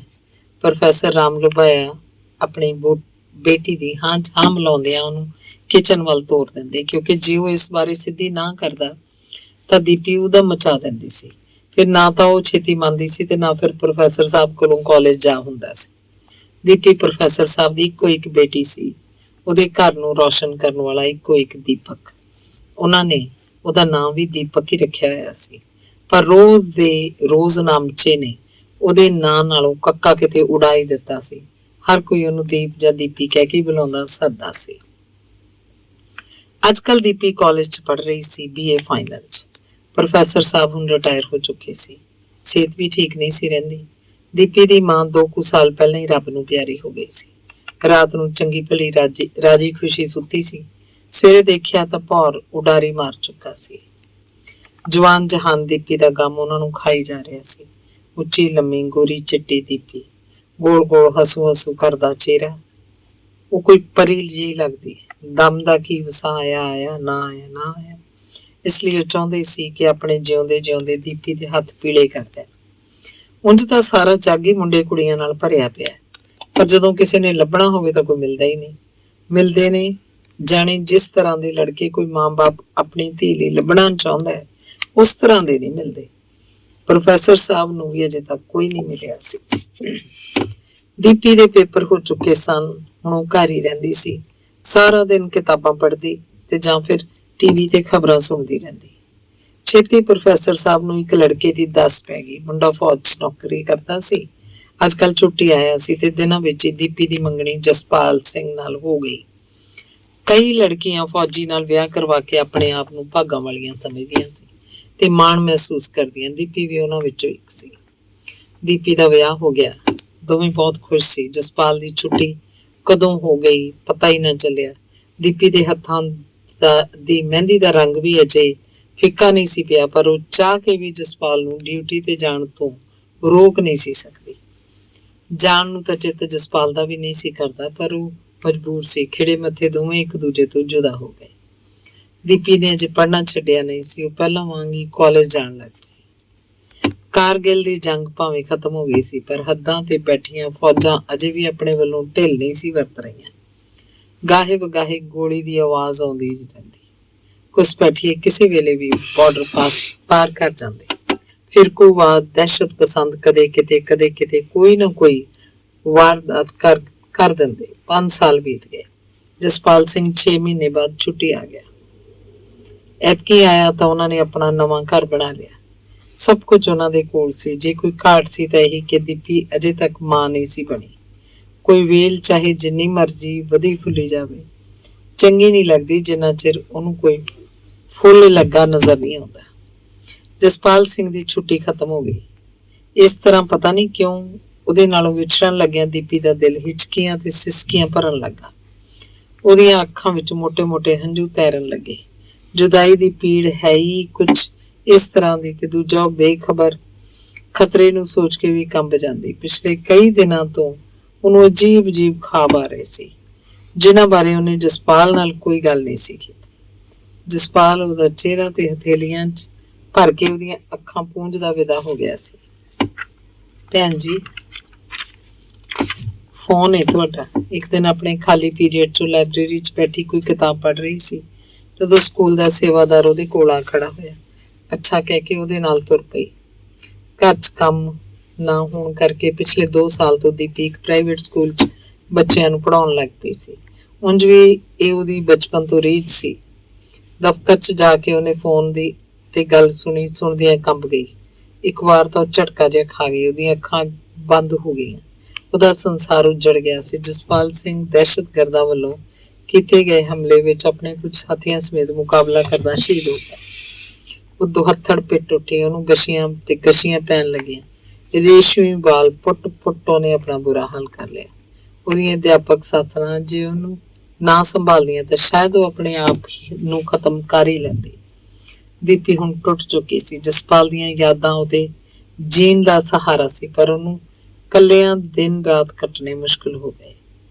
ਘਰ ਉਹਨੂੰ ਵੱਢ ਕੇ ਖਾਂਦਾ। ਉਹਨੇ ਸਕੂਲ ਜਾਣਾ ਛੱਡ ਦਿੱਤਾ। ਬਹੁਤ ਸੋਚ ਵਿਚਾਰ ਤੋਂ ਬਾਅਦ ਉਹਨੇ ਘਰ ਵਿੱਚ ਹੀ ਅਨਾਥ ਬੱਚਿਆਂ ਦਾ ਇੱਕ ਆਸ਼ਰਮ ਖੋਲ ਲਿਆ। ਉਹ ਬੱਚਿਆਂ ਨੂੰ ਪੜ੍ਹਾਉਂਦੀ ਲਿਖਾਉਂਦੀ। ਸਾਰੇ ਬੱਚੇ ਜਦੋਂ ਉਹਨੂੰ ਮੰਮੀ ਕਹਿ ਕੇ ਬੁਲਾਉਂਦੇ ਤਾਂ ਅੰਦਰ ਤੜਫ ਉੱਠਦੀ। ਇੱਕ ਹੂਕ ਜਿਹੀ ਉੱਠ ਕੇ ਉਹਦੇ ਗਲੇ 'ਚ ਆ ਫਸਦੀ ਤੇ ਅਗਲੇ ਪਲ ਉਹਦੇ ਬੁੱਲ੍ਹਾਂ ਤੇ ਇੱਕ ਮੁਸਕਰਾਹਟ ਤੈਰ ਜਾਂਦੀ ਤੇ ਖੁਸ਼ ਹੋ ਜਾਂਦੀ। ਉਹ ਬੱਚਿਆਂ ਨੂੰ ਆਪਣੀ ਬੁੱਕਲ 'ਚ ਘੁੱਟ ਲੈਂਦੀ, ਉਹਨਾਂ ਨੂੰ ਚੁੰਮਦੀ ਚੱਟਦੀ। ਮੰਮੀ ਇਹੀ ਤਾਂ ਬਣਨਾ ਲੋਚਦੀ ਰਹੀ ਸੀ ਉਹ ਹੁਣ ਤੱਕ। ਉਹ ਕਹਿੰਦੀ ਮੇਰੇ ਬੱਚੇ ਮੇਰੇ ਆਪਣੇ ਬੱਚੇ, ਬਸ ਫੇਰ ਕੀ ਸੀ। ਦੀਪੀ ਦੀਆਂ ਅੱਖਾਂ ਸਾਹਮਣੇ ਕਮਲ ਦੀ ਸੂਰਤ ਨੱਚਣ ਲੱਗ ਪਈ। ਉਹ ਬੇਬਲ ਹੋ ਉੱਠੀ, ਖਿੜੇ ਕਮਲ ਦੀ ਤਰ੍ਹਾਂ ਚਿਹਰਾ। ਉਹਨੂੰ ਲੱਗਾ ਜਿਵੇਂ ਉਹਨੂੰ ਮੰਮੀ ਕਹਿ ਕੇ ਆ ਬੁਲਾਇਆ ਹੋਵੇ। ਚੌਂਕ ਕੇ ਉਹਨੇ ਚਾਰੇ ਪਾਸੇ ਨਜ਼ਰ ਘੁਮਾਈ, ਫਿਰ ਐਵੇਂ ਉਹਦਾ ਵਹਿਮ ਹੀ ਨਿਕਲਿਆ। ਅੰਤ ਉਹ ਸੱਦਾ ਪੱਤਰ 'ਚ ਛਪੇ ਪਤੇ ਤੇ ਜਾਣ ਲਈ ਘਰੋਂ ਤੁਰ ਪਈ।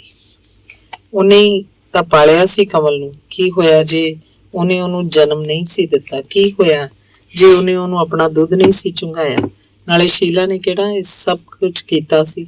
2-2.5 ਸਾਲ ਦਾ ਸੀ ਜਦੋਂ ਉਹਦੇ ਆਸ਼ਰਮ ਵਿੱਚ ਆਇਆ ਸੀ। ਉਸ ਸਮੇਂ ਤਾਂ ਉਹਨੇ ਮਾਂ ਦੇ ਦੁੱਧ ਦੀ ਲੋੜ ਵੀ ਨਹੀਂ ਸੀ ਪਈ। ਆਪਣੇ ਆਪ ਨਾਲ ਗੱਲਾਂ ਕਰਦੀ ਉਹ ਮਿਸਟਰ ਰਾਜ ਦੇ ਬੰਗਲੇ ਅੱਗੇ ਜਾ ਪਹੁੰਚੀ। ਰਾਜ ਦੀ ਕੋਈ ਔਲਾਦ ਨਹੀਂ ਸੀ। 12 ਸਾਲ ਹੋ ਗਏ ਸੀ ਉਹਦੀ ਤੇ ਸ਼ੀਲਾ ਦੀ ਸ਼ਾਦੀ ਹੋਇਆ। ਦੋਹਾਂ ਨੇ ਆਪਣੇ ਮੈਡੀਕਲ ਚੈੱਕਅਪ ਵੀ ਕਰਵਾਏ ਸੀ। ਡਾਕਟਰੀ ਤੌਰ ਤੇ ਉਹਨਾਂ 'ਚ ਕੋਈ ਨੁਕਸ ਨਹੀਂ ਸੀ ਨਿਕਲਿਆ। ਰਾਜ ਨੇ ਤਾਂ ਇਹਨੂੰ ਰੱਬ ਦੀ ਮਰਜ਼ੀ ਸਮਝ ਕੇ ਮਨ ਨੂੰ ਸਮਝਾ ਲਿਆ, ਪਰ ਸ਼ੀਲਾ ਦੀ ਬੱਚੇ ਪ੍ਰਤੀ ਤੜਪ ਕਦੇ ਵੀ ਖਤਮ ਨਾ ਹੋਈ। 12 ਸਾਲ ਬਾਅਦ ਤਾਂ ਰੂੜੀ ਦੀ ਵੀ ਸੁਣੀ ਜਾਂਦੀ ਸੀ। ਤੀਵੀਆਂ ਕਹਿੰਦੀਆਂ ਦੇਵੀ ਦੇਵਤੇ ਪੀਰ ਫਕੀਰਾਂ ਸਭ ਨੂੰ ਉਹਨਾਂ ਨੇ ਬੜਾ ਧਿਆਇਆ, ਪਰ ਜਦੋਂ ਉਹਨਾਂ ਦੀ 12 ਸਾਲੀ ਵੀ ਨਾ ਸੁਣੀ ਗਈ ਤਾਂ ਸ਼ੀਲਾ ਨੇ ਬੱਚਾ ਗੋਦ ਲੈਣ ਦੀ ਜ਼ਿੱਦ ਫੜ ਲਈ। ਨਾ ਚਾਹੁੰਦਿਆਂ ਵੀ ਰਾਜ ਨੂੰ ਸ਼ੀਲਾ ਦੀ ਗੱਲ ਮੰਨਣੀ ਪੈ ਗਈ। ਤੋਂ 1 ਸਾਲ ਪਹਿਲਾਂ ਅੱਜ ਦੇ ਦਿਨ ਦੀਪੀ ਕੋਲੋਂ ਕਮਲ ਨੂੰ ਖੋਹ ਲਿਆਏ ਸੀ। ਜਦੋਂ ਸ਼ੀਲਾ ਤੇ ਰਾਜਾ ਬੱਚਾ ਲੈਣ ਲਈ ਉਹਦੇ ਆਸ਼ਰਮ 'ਚ ਪਹੁੰਚੇ ਤਾਂ ਉਹਨਾਂ ਨੇ ਕਮਲ ਨੂੰ ਲੈਣ ਲਈ ਦੀਪੀ ਨੂੰ ਕਿਹਾ ਤਾਂ ਪਹਿਲਾਂ ਤਾਂ ਉਹ ਇਸ ਬਾਰੇ ਮੰਨੇ ਹੀ ਨਾ। ਬੜੀ ਮੁਸ਼ਕਿਲ ਨਾਲ ਰਾਜਾ ਨੇ ਦੀਪੀ ਨੂੰ ਮਨਾਇਆ। ਸ਼ੀਲਾ ਦੀ ਹਾਲਤ ਤੇ ਮਮਤਾ ਨੇ ਦੀਪੀ ਨੂੰ ਆਪਣੇ ਦਿਲ 'ਚ ਪੱਥਰ ਰੱਖਣ ਲਈ ਮਜਬੂਰ ਕਰ ਦਿੱਤਾ। ਸ਼ਾਇਦ ਕਮਲ ਦੀ ਬਿਹਤਰੀ ਨੇ ਵੀ। ਕਿੰਨੀ ਪਿਆਰੀ ਆਵਾਜ਼ ਸੀ। ਉਹ ਕਈ ਦਿਨ ਉਹ ਕਮਲ ਨੂੰ ਯਾਦ ਕਰ ਰੋਂਦੀ ਰਹੀ। ਅੱਜ ਪੂਰਾ ਸਾਲ ਹੋ ਗਿਆ ਸੀ ਕਮਲ ਨੂੰ ਰਾਜ ਕੋਲ ਆਇਆ। ਉਹਨਾਂ 'ਚ ਘੁਲ ਮਿਲ ਗਿਆ ਸੀ। ਅੱਜ ਕਮਲ ਦਾ ਜਨਮ ਦਿਨ ਸੀ। ਮੈਂ ਜ਼ਰੂਰ ਮਨਾਵਾਂਗੀ ਬਰਥਡੇ, ਆਪਣੇ ਬੇਟੇ ਦਾ ਬਰਥਡੇ। ਕਿਸੇ ਨੂੰ ਕੀ ਪਤਾ ਸੀ ਉਹਦਾ ਜਨਮ ਦਿਨ ਕਿਹੜਾ ਸੀ, ਪਰ ਸ਼ੀਲਾ ਦਾ ਕੋਈ ਕੀ ਕਰੇ। ਕਹਿੰਦੀ ਜਿਸ ਦਿਨ ਮੇਰਾ ਬੇਟਾ ਮੈਨੂੰ ਮਿਲਿਆ ਉਹੀ ਉਹਦਾ ਜਨਮ ਦਿਨ। ਦੀਪੀ ਘਰ ਦੇ ਅੰਦਰ ਚਲੀ ਗਈ। ਸਿਵਾਏ ਰਾਜ ਤੇ ਸ਼ੀਲਾ ਤੋਂ ਕਮਲ ਕੋਲ ਕੋਈ ਨਹੀਂ ਸੀ। ਸਾਰੇ ਇੱਕ ਮੇਜ਼ ਦੁਆਲੇ ਕੁਰਸੀਆਂ ਉੱਪਰ ਬੈਠੇ ਸ਼ਾਇਦ ਉਸੇ ਨੂੰ ਉਡੀਕ ਰਹੇ ਸਨ, ਜਿੱਥੇ ਇੱਕ ਕੇਕ ਤੇ ਕਈ ਮੋਮਬੱਤੀਆਂ ਟਿਕੀਆਂ ਹੋਈਆਂ ਸਨ। ਇੱਕੋ ਫੂਕ ਨਾਲ ਕਮਲ ਨੇ ਕੇਕ ਤੇ ਲੱਗੀਆਂ ਮੋਮਬੱਤੀਆਂ ਬੁਝਾ ਦਿੱਤੀਆਂ। Happy birthday to you Kamal, happy birthday to you. Sheela, Raj ਤੇ ਦੀਪੀ ਦੀ ਆਵਾਜ਼ ਖੁਸ਼ੀ 'ਚ ਚਹਿਕ ਰਹੀ ਸੀ। ਕੇਕ ਕੱਟ ਕੇ ਕਮਲ ਨੇ ਟੁਕੜਾ ਰਾਜ ਤੇ ਸ਼ੀਲਾ ਦੇ ਮੂੰਹ 'ਚ ਪਾ ਦਿੱਤਾ ਤੇ ਉਹਨਾਂ ਨੇ ਕਮਲ ਦੇ ਇੱਕ ਟੁਕੜਾ ਕੱਟ ਕੇ ਉਹਨੇ ਦੀਪੀ ਵੱਲ ਦੇਖਿਆ, ਜਿਹੜੀ ਕਾਰਨਸ ਤੇ ਪਈ ਹੱਸ ਰਹੀ ਕਮਲ ਦੀ ਵੱਡੀ ਤਸਵੀਰ ਵੱਲ ਵੇਖ ਰਹੀ ਸੀ। ਮੂੰਹ ਖੋਲੋ ਮੰਮੀ, ਕਮਲ ਦੀ ਆਵਾਜ਼ ਦੀਪੀ ਦੇ ਕੰਨਾਂ 'ਚ ਗੂੰਜੀ। ਉਹ ਕੇਕ ਦਾ ਟੁਕੜਾ ਫੜੀ ਦੀਪੀ ਪਿੱਛੇ ਆ ਖੜਾ ਹੋਇਆ ਸੀ। ਉਹ ਘੁੰਮੀ। ਦੀਪੀ ਦੀਆਂ ਅੱਖਾਂ 'ਚ ਪਾਣੀ ਚਮਕ ਉੱਠਿਆ। ਥੋੜਾ ਆਪਣੇ ਤੇ ਥੋੜੀ ਕਮਲ ਦੇ ਮੂੰਹ 'ਚ ਕੇਕ ਪਾ ਕੇ ਦੀਪੀ ਨੇ ਕਮਲ ਨੂੰ ਹਿੱਕ ਨਾਲ ਲਾ ਲਿਆ ਸੀ, ਜਿਵੇਂ ਉਹਦਾ ਆਪਣਾ ਬੇਟਾ ਹੋਵੇ, ਉਹਦਾ ਆਪਣਾ ਖੂਨ। ਇੰਜ ਜਿਵੇਂ ਉਹ ਉਹਨੂੰ ਕਦੇ ਵੀ ਆਪਣੇ ਨਾਲੋਂ ਵੱਖ ਨਹੀਂ ਕਰੇਗੀ। ਕਮਲ ਨੇ ਵੇਖਿਆ ਉਹਦੀ ਮੰਮੀ ਰੋ ਰਹੀ ਸੀ। ਧੰਨਵਾਦ।